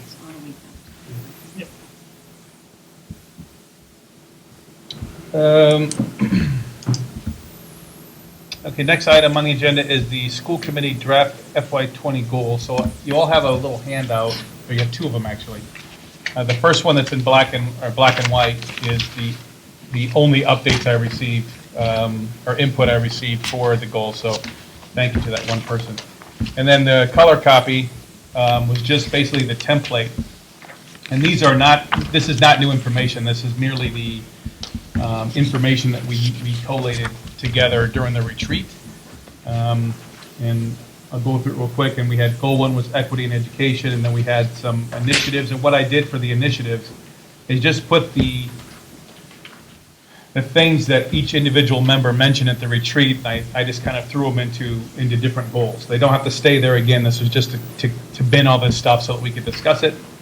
Someone was talking about assessment and evaluation. I put that equity education, equal opportunity for all students, and we asked about what the metrics would be for that, exceed needs of all students. It's definitely comments we had that were in equity of education. Goal 2, innovation in curriculum and educational approach. Some initiatives that were discussed for that I thought would fit in there was the focusing on curriculum, finding a curriculum roadmap, verified or passive learning. There was a comment about remote learning, and then leading education. And then it's supposed to be welcoming. I apologize for the misprint, welcoming environment. And the initiative for that was the Center for Community and Outreach, minimizing turnover, implement 360 evaluations, or some of the implementation, some of the things that were discussed and thrown in there. So that's a template. If you go to the black and white copy, we had some input from Nicole with actually defining these goals. And you can see the first one, and I actually just turn this over to you, Nicole, if you want to talk about this. Came out of your head, so. And you had a discussion too about leading 2 action steps per goals, which you were doing. Yeah, question as opposed to 3. So initially I thought it's 2 initiatives per goal, and I was trying to think about some of the things that we've already prioritized in terms of our funding, in terms of our activities, some of the things that we're using choice funds for, in terms of innovative classrooms, stuff like the Halo monitors and things like that. And I was trying to put that. This is what we do in the government. You put goals for things that you're already doing, so that you can be successful. But you also, that way you're sort of focused on things that we've already got sort of cross-board support for. And then I looked at Patty's plan to try to see what threads were, that were consistent. And so the first one, equity in education, I used language from Patty's plan, which is collaborate in the development and maintenance of district-wide practices and procedures that promote equal access and opportunities for all students with an emphasis on engagement, high expectations, and shared responsibility. We could condense that a little to make it more apropos to the school committee and what we have purview over, which might just end on the word engagement, for example. And then I liked that her plan identified these 6 goals of educational equity, and I thought for us to focus and be supportive of the district's and Patty's goals, it might be good to think about just a few of those things. And so I picked equitable treatment because of our emphasis on, student safety and security, and then resources, equitable resources, because we are talking about investing a lot in instructional hardware, and so those were the 2 that leapt out at me. So perhaps when you have some time, are we voting on these tonight? We don't have enough information Okay. about it. Tonight. So you could also go back in your email and pull up her plan. I think she actually has one in the packet from maybe 2 meetings ago, I think. Okay, it was just the last meeting. So you could look at all 6 of them and see if you like the 2 I pulled out. And then I sort of bin those initiatives into the safety and security improvements and resource improvements. Not terribly creative naming there, but you get the idea. Then the second goal that we had talked about, innovation in curriculum and educational approach, I sought to really tie that to our portrait of a graduate, because that's something that I was directly involved in last year with a lot of community members, and that's focused on developing critical skills. And that's also something that Patty's going to be implementing this year. And so I offered up, we support innovative approaches in curriculum and district policies that will help develop the critical skills identified in our MPS portrait of a graduate. And so, again, the initiatives I kind of have less, focus on, but I kind of collapsed remote learning. So if we talk about leading education, then exploring remote learning and other new partnerships, and there's a lot that can fit under leading education that we've kind of talked about. And then the last one, welcoming environment. I really like our district goal for outreach. I think it's really comprehensive, and I think it still applies. And so I just sort of condensed it a little bit because it's a little long for our purposes. I think we should keep them kind of short and sweet. So we foster shared responsibility for a collaborative and engaging environment for students, staff, families, and community partners. And then the initiatives under there, I talked about community-centered engagement, which bleeds over from what Jeff called the center of the community / outreach. It's kind of that same idea. And so I really noted that I think we need to be, it's two-way street. We want to be the center, we want to be a focal point in the community. We also want to be a supporter of the community, and which is really nicely exemplified in some of the updates we got from the superintendent today. So, being leaders in terms of providing ways for families to stay on top of what's going on at school with the new app, for example, positioning the We Are Mashpee and our outreach coordinator to be a real focal point for the community in terms of the point of entry into engaging with the schools. And then Consuela's focus on better developing volunteer programs and contributions and continuing to recognize those connections to the community, I think all feeds into that that component. And then finally, I would say we should explicitly call out our partnership with the Mashpee Wampanoag tribe and as an initiative, something that we are trying to evolve. And I think we've made such great progress over the last 2 years. Patty and I have discussed how, there's always this, it's sustaining something like that. Sustaining it means that we're going to always have an evolution and growth in this initiative, that it may look different in 2 years than it did the first year, and that's good. And so I just feel like claiming it within our goals and initiatives really demonstrates a commitment to that particular partner in our community, and I think that's warranted and necessary. Thank you, Nicole. Thanks, Nicole. It was nice. So, yeah, since we really don't have enough information to do this, because we could talk about this honestly probably for an hour to try to to parse these down exactly how we want it. So, what I'm going to do is, and I don't want anybody to worry about open meeting, because we're not going to have this as a shared document that you can all scribble on and take on this information. So you each have a copy of this goal. If you don't, let me know. You'll get it, the template. Go on the template, and I will be including on the new template the definitions on here.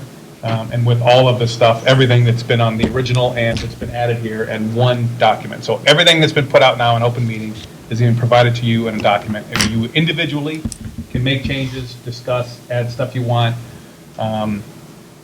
etc. Then please provide that back to me when you're done. I will collate everything in for our next meeting where we can actually have a good discussion about getting that down to probably, Nicole's probably right, 2 initiatives / action steps, 1 nice well-defined goal. The bidding that I'm looking at, and I know the way that the government works. I was there for a long time. I would like to at least be 80% forward thinking. There's nothing wrong with tooting your own horn or having a goal that you've already accomplished, maybe because we started it this year. But I want to, talking about the Mashpee Wampanoag tribe, I think that's a perfect example of something that we can do for a welcoming environment for the schools. But what are we going to do in the next 2 years with the Mashpee Wampanoag, right? What is our goal, and what are our lenses, right? Policy, budget, and superintendent evaluation. Right? And then, of course, we have our things too, right? Financial, efficiency, and outreach. So we definitely have outreach there too. So that's just my 2 cents. But again, it's 100% your goals individually, and collectively we're going to have to figure out the best ones based on all your input. So any concerns with that? I think the only thing, what was helpful to me was looking back at so we basically adopted goals the first year I was on the committee. We held them essentially for 2 years. And they're they all fit on one page. They were very simple and very straightforward. So I think that's why we were able to tick them off. So they should be aspirational. They were, but they were also, doing that 5-year roadmap was a very significant undertaking. And so, I don't know. I was totally framing this on the context like, okay, well, we're already into 20, we're like the goals for this year are the ones we already still have, or are these going to be our goals for this year? No, these are not. These are new goals that are going to start in 2020. The July of 2020. Gotcha. Oh. I thought they were starting this Because school year. because it's already going to be November before we even talk about them, and the leadership team has already completed their goals.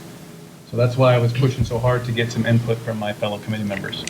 So we've missed our window, my friends, unless we want to have Patty. I think we have, because. Go ahead. Well, no, I'm just saying that I don't want to make goals that we don't have the opportunity to nest with Patty's goals. And I also don't want to take Patty's goals and make them the district goals, because why are we spending all the time doing that? That's just repeating a process that she did and putting it on committee letterhead. But again, that's just me. I mean, I'm just one person, and I defer to the Democratic. So if we determine next meeting these are going to start immediately, and that some of the stuff's already been done because of the beginning of the school year, then so be it. I'm all for it. It's whatever you guys want to do. As long as we have goals in place and we're able to talk about them and approve them, and we can look at them again in the summertime at our retreat and update them, because we shouldn't have to do this again, this big process, until 2022. We just have to update the goals and say what status we are and tweak them a little bit if something is done and add something to the, maybe all the action steps for goal 3 are going to be done, we'll add 2 more, right? So, is that fair enough, or? This Okay. should dovetail though into the committee's evaluation of itself. That we do on an annual basis.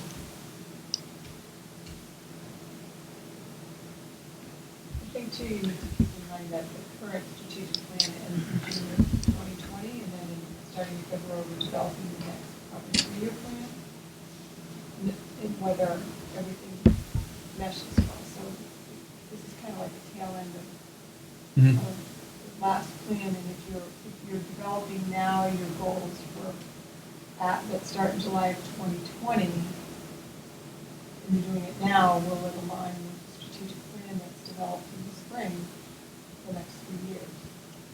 Shouldn't it already align with the plan? We don't know where the plan's going to land. I have a vision in my head, but it's what the group is. We had our 3 big sort of rocks in the last 3 years. And this is where I think me and you have a philosophical difference of opinion, and that's okay. I think she kind of envisions an uphill, like salmon swimming upstream, and I kind of envision something else. That our goals inform the strategic plan, and her understanding is the strategic plan informs the committee's goals. And so, again, I'm just one person, so I'm not making these decisions. Well, I only have history to base my, so. Well, there's no history because we just started doing this, right? Well, no, but we did it for 2 years, and we used the district goals to frame our goals, because, and so I think that's appropriate. Okay, so the reason we use the district goals to frame our goals is because we didn't have any goals. We didn't spend time making goals. We didn't go through this exercise. We weren't strategic. We took the goals. We had some action steps that were very important. I agree with that. But the goals that we had were created by those 2 ladies over there. And they were awesome, and we looked at them, and we talked about them, and we improved them. In this case, my hope was that we were going to create our own district strategic goals in what we wanted to do as a committee, and that those would help inform the leadership team about what they wanted to do. And that's why I was talking about that this is 10,000 feet. Policy, superintendent evaluation, budget, outreach. Right? Not procedure and how many teachers we have and all that kind of stuff. If that's not the way, again, that the committee wants to go, she's got to look on her face. No, I'm just trying to figure, if you're envisioning that this committee of 5 has created goals, that then is going to direct or structure the district strategic Please, plan. I use my words very carefully. The word was inform the strategic plan. What if the committee that develops the strategic plan, which is not just 2 people, don't line up with what you have established as these goals moving forward, then the plan has to be readjusted to fit? Well, what's the purpose of having goals of the school committee? To support the district. Lining up with the district. I mean, I thought, so when we had this conversation, this is where I wish we could just like pause me for 1 second. When we did our retreat in August, I thought the whole impetus for doing that in August, which is when we typically revisit our goals, was to inform the current school year and our goals for like now, because we've had those other ones for 2 years, and so they're kind of like, I mean, we sort of did everything that we set out, not everything, but we hit the marks that we wanted to. As Dawn said, we have the self-evaluation built in now each summer before the retreat that informs that. So I see, and I'm also a little concerned about, the makeup of this committee and the frequency of turnover to craft goals that somehow set strategic direction for the district, when I could be setting I'm up in May, Chris is up in May. These wouldn't even go into effect until July, based on your timeline. And we could be gone. And there could be 2 new people in these chairs. All right. I disagree with you 100%, and I that's would like to stay that's on the fine. board too, but And obviously- no, I'm not talking about that. I disagree with this Thank whole you for the endorsement. philosophy concept. But again, like I said before, I'm just one person, and it doesn't make a difference if I'm the chair or the secretary or the member. I'm just one person, and that's why the goals are going to be written by the 5 people at this table, and the timing of the goals are going to be determined by the 5 people at this table. And the fact that they're either going to be driven by the leadership team to us, or we're going to drive our very wide swath 3 goals at 10,000 feet to them is, again, decided by the 5 people at this table. So this information right here is just the information that was put at the retreat. There was no additions or subtractions. Right? So I get it. There will be school committee members participating in the development of the strategic plan. It's not like- teachers. Yeah, it's a broad group, but it's not like we're going to present it to you without having members who were part of the process, like when Nicole was on board with graduate. So Well, it's funny because, in my opinion, is I'm going to play the middle ground here, and I think you're both right. Well, because they really Running for election, huh? He always splits the baby. Yeah. I do. Well, because a lot of things make sense. Like that's why I'm usually not very black and white on really any subject, because a lot of things make sense when you look at both sides, right? So we're here as oversight and guidance for the district, and the district is here to run everything day to day, right? So we really should be making our goals, and then when they make theirs, then maybe we can look at each other and say, well, listen, how can we make these align better? You know, or you would see ours before you make yours. That way you can get some guidance from ours, and if there's anything you don't like about it, we can discuss it and try to make them align better. Because that's really, our position really is to, from a 10,000-foot view, kind of oversee the district, and then hold certain things accountable to say that we need to make sure that these things align with what the town wants and what we were elected to do. And then your job is a day-to-day and make sure that everything gets executed the way that you see fit for the district. So really, they do work together, so I don't think really one should dictate the other, and they really just need to align. I did not use that word. No, I know, and you. I use inform very, very specifically. I understand, somebody else used that word, and now it's stuck in my head. The superintendent. But, and I don't know the best way to make that happen, but really, No. I think that's what needs to And happen. we talked about that at retreat, and we talked about that individually as well. That there's no expectation, at least from me, that we're going to sit around this table as 5 people, make 3 concrete goals that have to be absorbed by a strategic plan.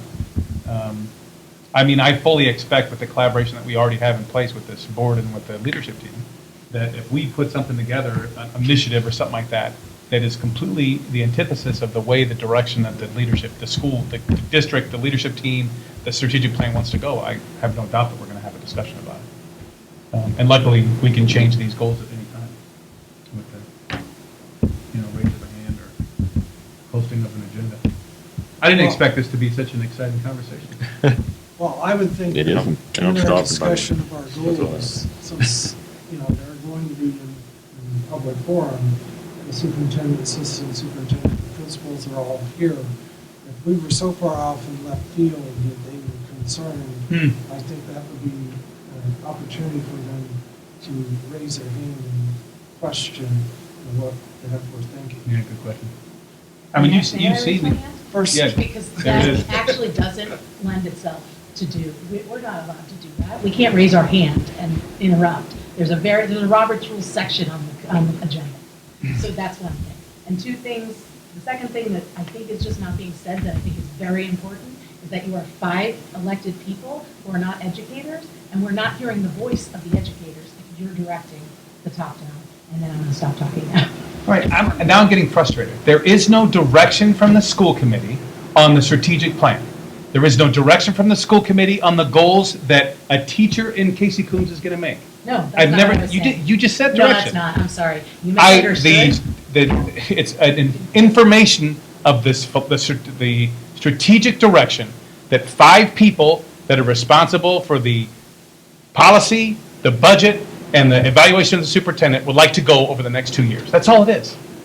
Yeah. And there should be an ability for that to inform the strategic plan for the school. And I guess I don't understand the pushback as much as I'm getting. Me personally. you're not getting pushback, your idea is getting. Exactly, yeah, Okay. I'm not taking it personal, I just mean the idea, yeah. I didn't expect, this is the first time we've had a good discussion about it, except at the retreat, so. Well, it was not clear to me that we were not talking about goals. I know it says like 2020 on there, but I was thinking this school year. I wasn't thinking, Again, that hasn't been decided though. okay. I mean, again, the timing is up to the 5 people at the table, how we want to frame this is up to the table, how it's going to interact with the strategic plan is up to the people around the table. I'm not taking any responsibility for driving this problem at all, except to provide you the information you need to make a decision. That's it. And we'll do that at the next meeting. I am not driving this problem. I'm not. I just presented what my understanding of this was and the direction I wanted to take, but I'm only one person out of 4. So whichever way you guys want to go, I'm happy with it. Maybe not happy, but I will definitely support it. So the charge then to the committee is to review what's been pulled together Mhm. and provide some thoughtful comments about not just the content, but the. It's going to have to be everything, yeah. I mean, it's going to have to be the timing of it and the content that you want to do. And then, well, even the timing of it can be discussed, because your timing is already going to be built into what you put as the initiatives. Because you're going to put some stuff that's already been done this year. My stuff may be more down the road, and for the no crap decision on the timing, we can be done at the meeting. Can I make a suggestion? Absolutely. Can we maybe try to make that decision beforehand? Because if I'm gonna go in there, and admittedly I dropped the ball on going in and editing ahead of time before this meeting, Mhm. but if I'm gonna go in there over the next couple of days, I wanna know if I'm trying to develop goals for the future or for now. I wanna know that beforehand. Because if I go in there and do it, and then Nicole's doing it for now, and Don decides to do it for now, and George does it for the future, now we're all misaligned. Well, it's already the future. That's out to 2022. Well, I mean, yeah. it would, July, future, not I mean, it's either next month going to future. be, yeah, it's either going to be July of 2019 to 22 or Or July of start in- 2020 to 22. Yeah, whatever. Or we can do 23. So. I don't know. See, and then coming back to splitting the hairs again, right? Every goal can have interim objective. So, to your point, what is it that we want to accomplish between now and the end of this school year? What do we want to accomplish in the following school year? That may build upon, what you're going to strive to achieve in this physical. Yeah, I think that's a good point. You have short-term action stuff. Yeah. Right. Yeah, So, I mean, absolutely. that's part of, right, coming up with SMART goal is determining the appropriate timing and achievability of it. So I'm fine personally with looking over a 2-year horizon, but I do think we should have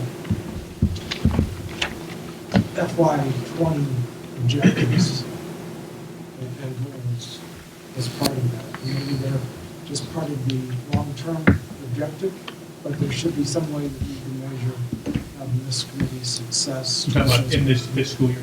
Yes. So that would be my recommendation as far as one way to approach looking at and thinking about this. All right, so what do you think about providing a current, short-term, and long-term I agree with initiative that. for every goal? I agree with that. So would be Nicole?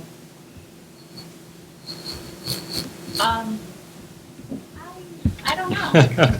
I really don't know. I mean, You I cannot think- win at this discussion. I mean, I just think that this is, 45 minutes, fine. yeah, I mean, this is, I would never try to do this on this table, in this setting.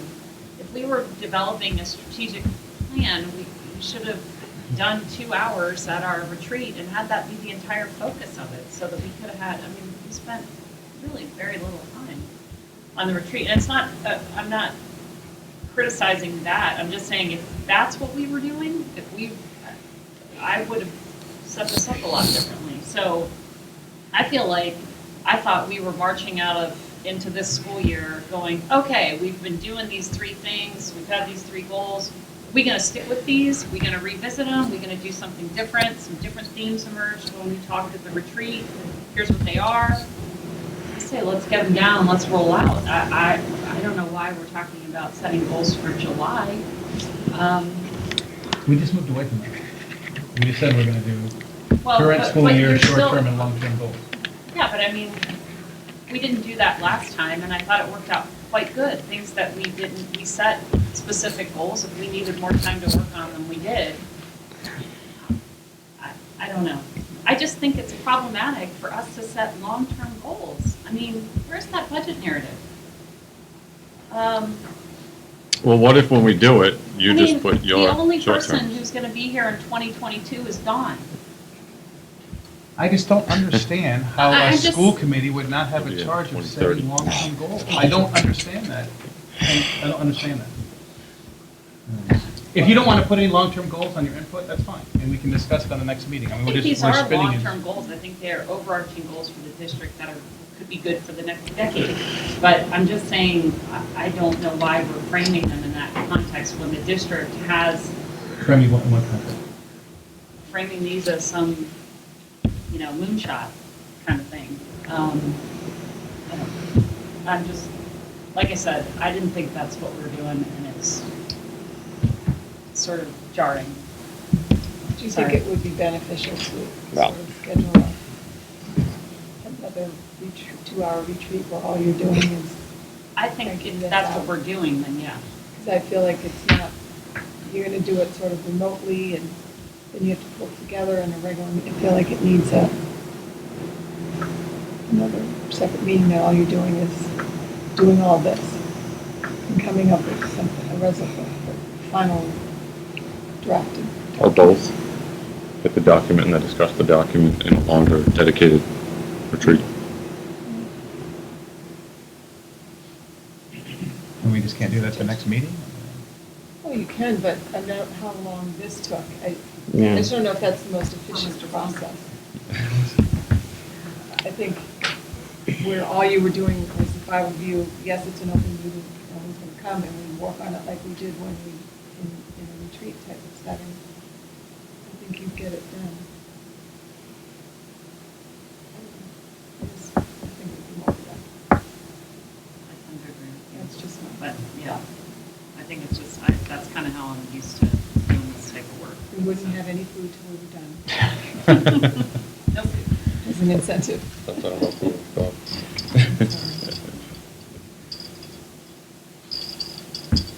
Maybe it's just a matter of people, well, Chris said that he doesn't want to provide input until some of those decisions are made, but No, I will, I just wanted to make sure we're kind of clear on what we're looking at. Were we looking at short-term, but now that the comment and the recommendation was made by Don, and maybe do some short-term with a little bit of long-term, I kind of like that, and that's the route my input will lean more towards that.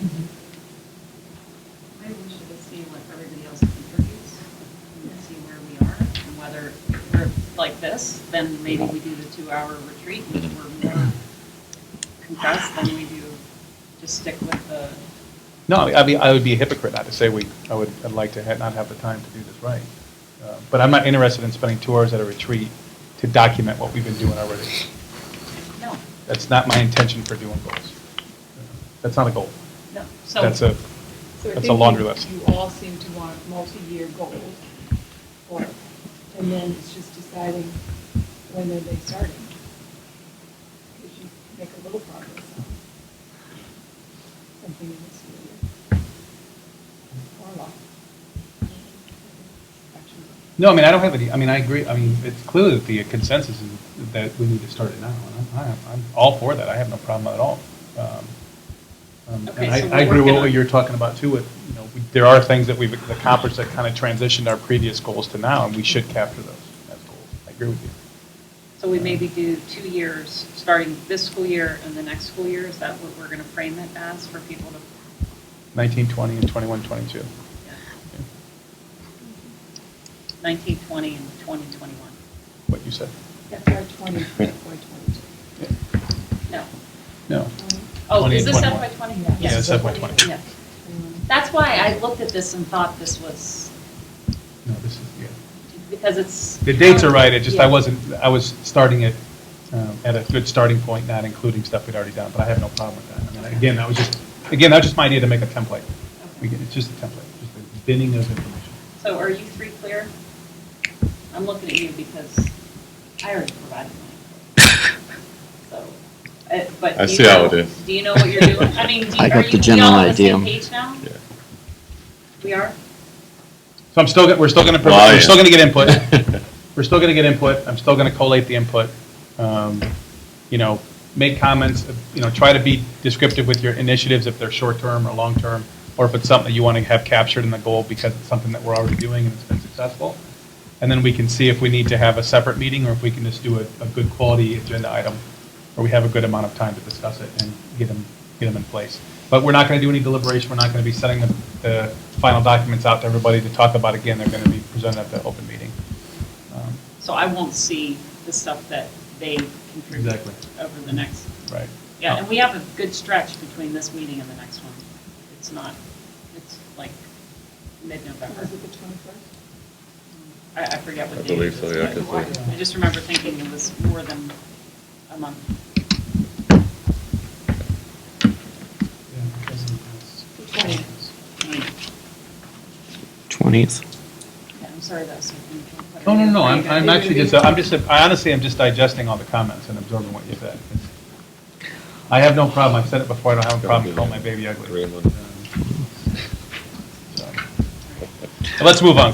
Yeah, I'd like to mention one thing, Robert's Rules of Order, that when the time to adjourn is on here reaches, the meeting automatically adjourns, and no formal votes can be taken without, well, it has to be postponed to another meeting.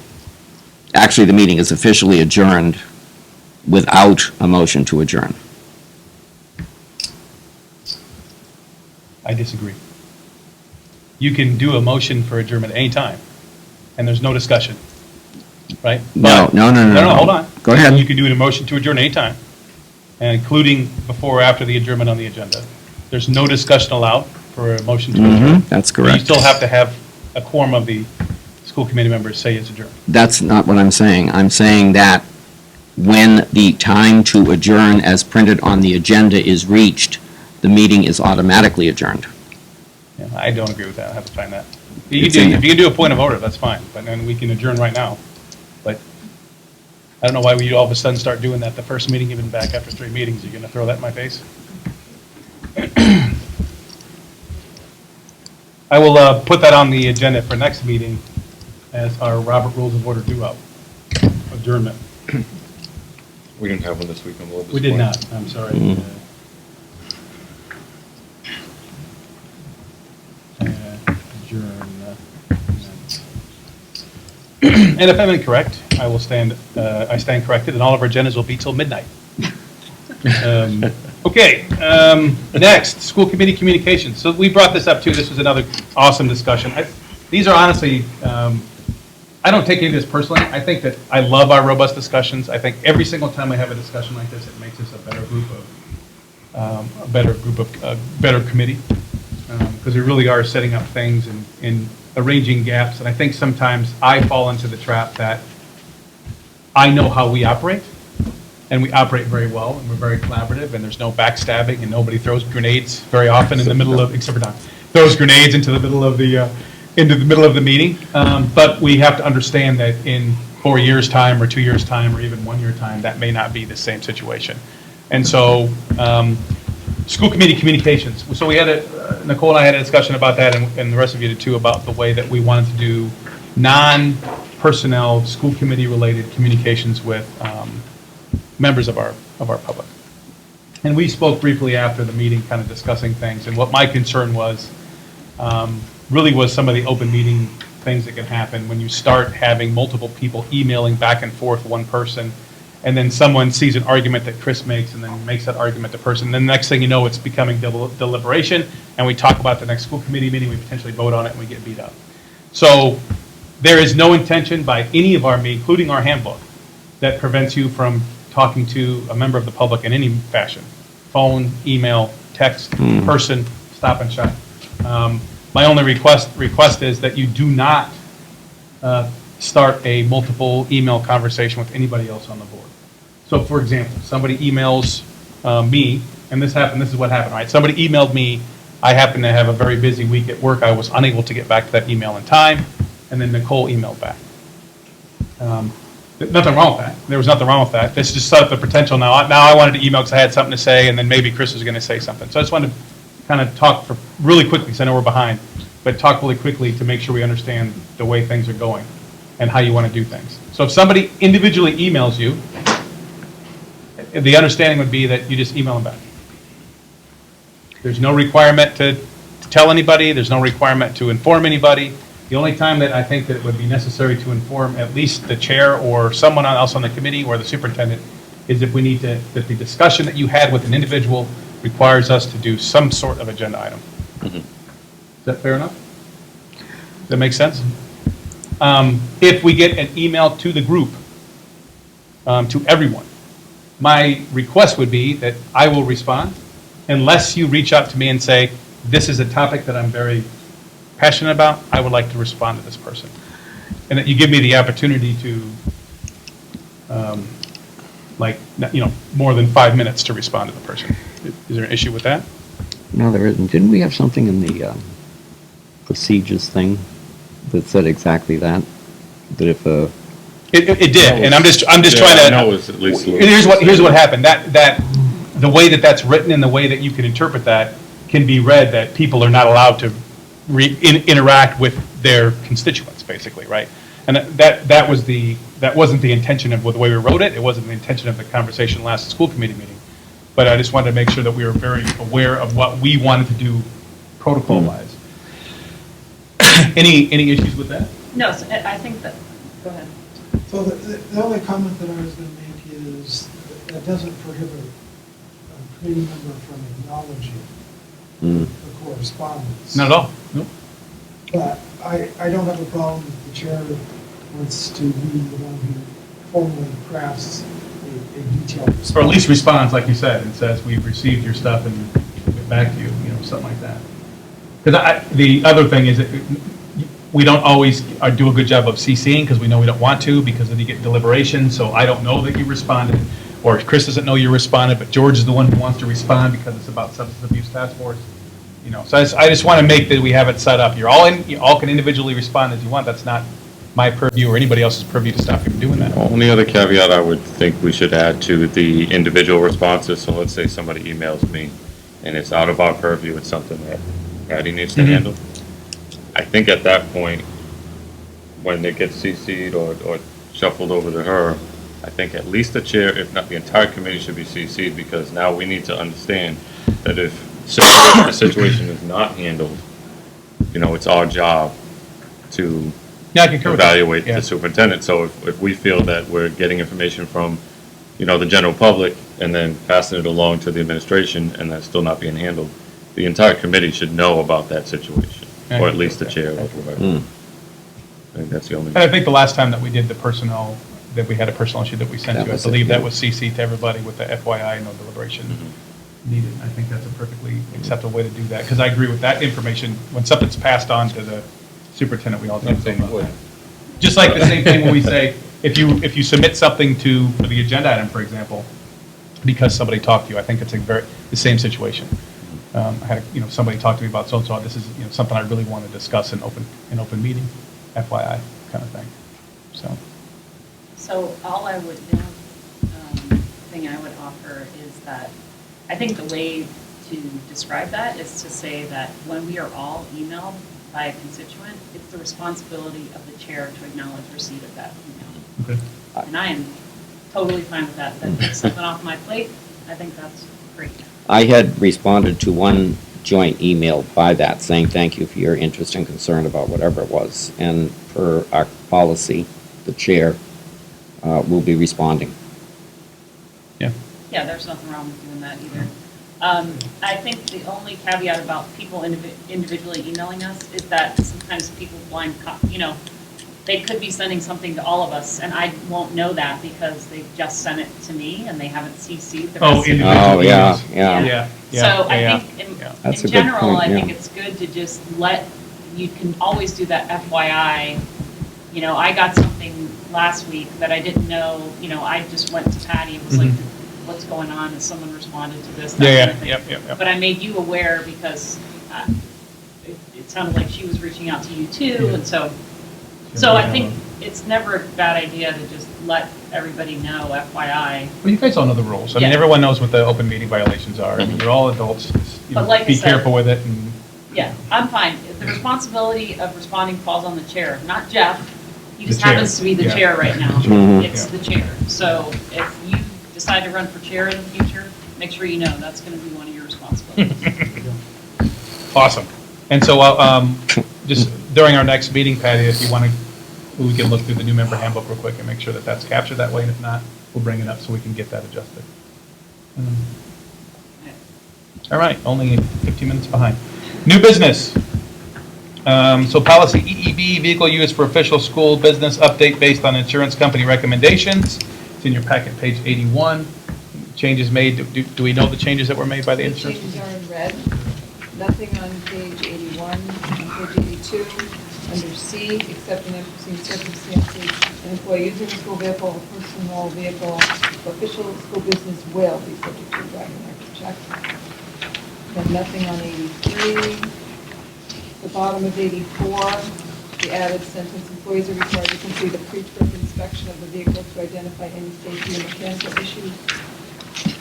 On page 85, under number 1, the added sentence, if any students are on board, contact your supervisor as soon as possible. This is if there's an accident. Number 3, the addition of F and G, obtain photos of all sides of the vehicle involved in any property damage and road signage, and note weather conditions and road surfaces, obtain photos. That's it. This is a previously adopted policy, so I just need a motion to accept the new policy with edits.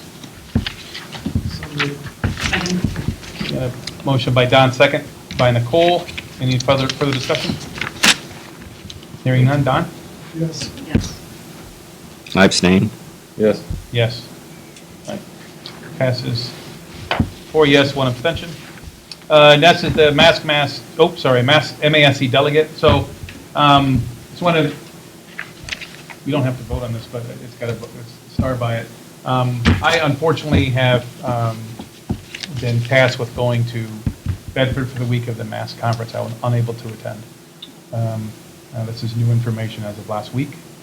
But we do need to ensure that we have a MASC delegate from the committee that attends the delegate conference and votes on the resolutions that are pertain to us as members of MASC. Each of you received the delegate handbook. In that delegate handbook, there are the resolutions that they're going to be voting on. The Friday, I think it's pretty early too. I think Friday by 8 o'clock or something like that, you have to go register as a delegate. It's in the handbook. So I just wanted to take recommendations if anybody who wanted to be the MASC delegate. We can say that that's the person and make sure that they go and they get their delegate handbook, read the resolutions, go and sign up, register on time, go to the MASC conference, and then they can, provide us a due out at the next meeting afterwards about what's going on. Anybody want to be the delegate? I don't not want to. I did it last year. I feel like it was really interesting, but it takes a long time. You basically have to go in and it's like you're the representative and you have to vote on all these issues as part of the state, the whole. And so I sat next to one of my collaborative board members from NASIT,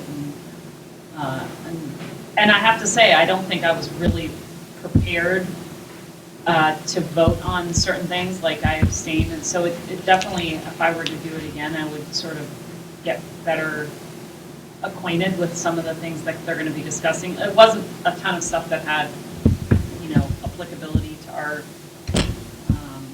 district, but I'm curious if we know what issues they're going to be voting on. So to the delegate handbook, and there's also a link that I just wrote it down. I'll send you guys a link that MASC sent me that has description of all the resolutions, so you can see what whoever decides. That was to do Friday. It. What was Friday? I believe I think by Friday 8 o'clock you have to register as a delegate. The delegate assembly is held on Friday at 8 a.m. It's in that book. I apologize. I was going to bring the book so I could have all this information in front of me. I'm going by memory, which you've proven multiple times is faulty.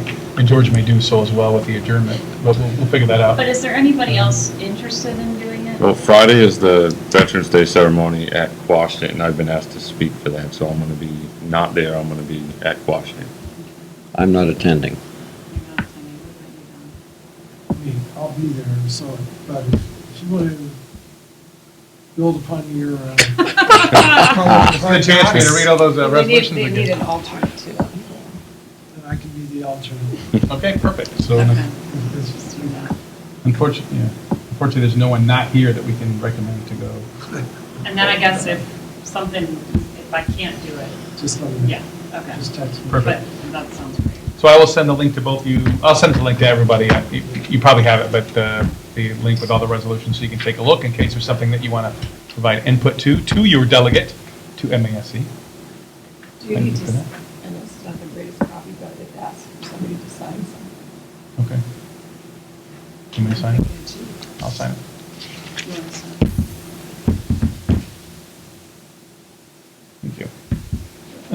Next, we have the MASC-MASS Joint Conference Mashpee presentation, and I'll let Patty and Nicole take that. Just to give you an FYI very quickly, we were asked to present, so we are presenting on Wednesday the 6th, from 12:40 to 1:40, about our partnership and our continued efforts to become a connected community, particularly our partnership with the Mashpee-Wampanoag tribe will be highlighted. It's a panel, so far we do have Rich Reagan, a Southwark Falcon, will be on the panel. Mark Lawrence, a South Falcon friend, will be on the panel. Nicole and I, and then not having super success tribal, because everyone seems to be going somewhere, but I'm working on it. What about Rodney? I wasn't sure about that. I can chat a little more. I think we should. Might be a good idea. I think it's, We talked about, I think it'd be nice if yeah, and I think it's, I mean, this is a big deal. We have a session at Mass. Patty said it was. Very disappointed, yeah. Her memory, we never had one. So I think it's a big deal, and. What day is that? Letting a town be a part of I that. think I can be for that. Good message to send.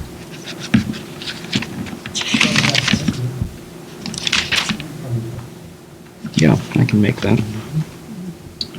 12:40 to 1:40. All right, so thank you, Patty and Nicole, for taking that on. That's awesome. It's a good, excellent outreach there, not only to our community, but to MASC, which is nice. And because we've said it. Next one's NSBA. NSBA is Oh, next. oh, yeah. It's on. Yeah, you Yeah, do in wanna do Chicago. Have some good pizza and then go do a panel discussion. Next item on the agenda is FY upcoming events. So we have the town meeting on October 21st and the Mashpee Christmas Parade on December 7th. I don't think we have anything to add about October 21st. Is there anything on the warrant that's? I have not seen the warrant. The warrant, I have the warrant booklet. Oh, I read it this week. I literally did. I did look at some of it. I don't think there's anything. Nothing. Nothing that really affects us. Oh, October 21st, I'm looking in November. There is a requirement though Sure. at the town meeting that the chair or designate is at the meeting, so. I'll be there. I'll be there as well. Any items the chair did not reasonably know in advance? No. Any extra public comment? I'll entertain a motion to adjourn, George. Even though I don't think it's necessary, I know you don't think so. I will so move. Any discussion here, none, Don? Should I abstain Sure, again? go for it. I'll abstain.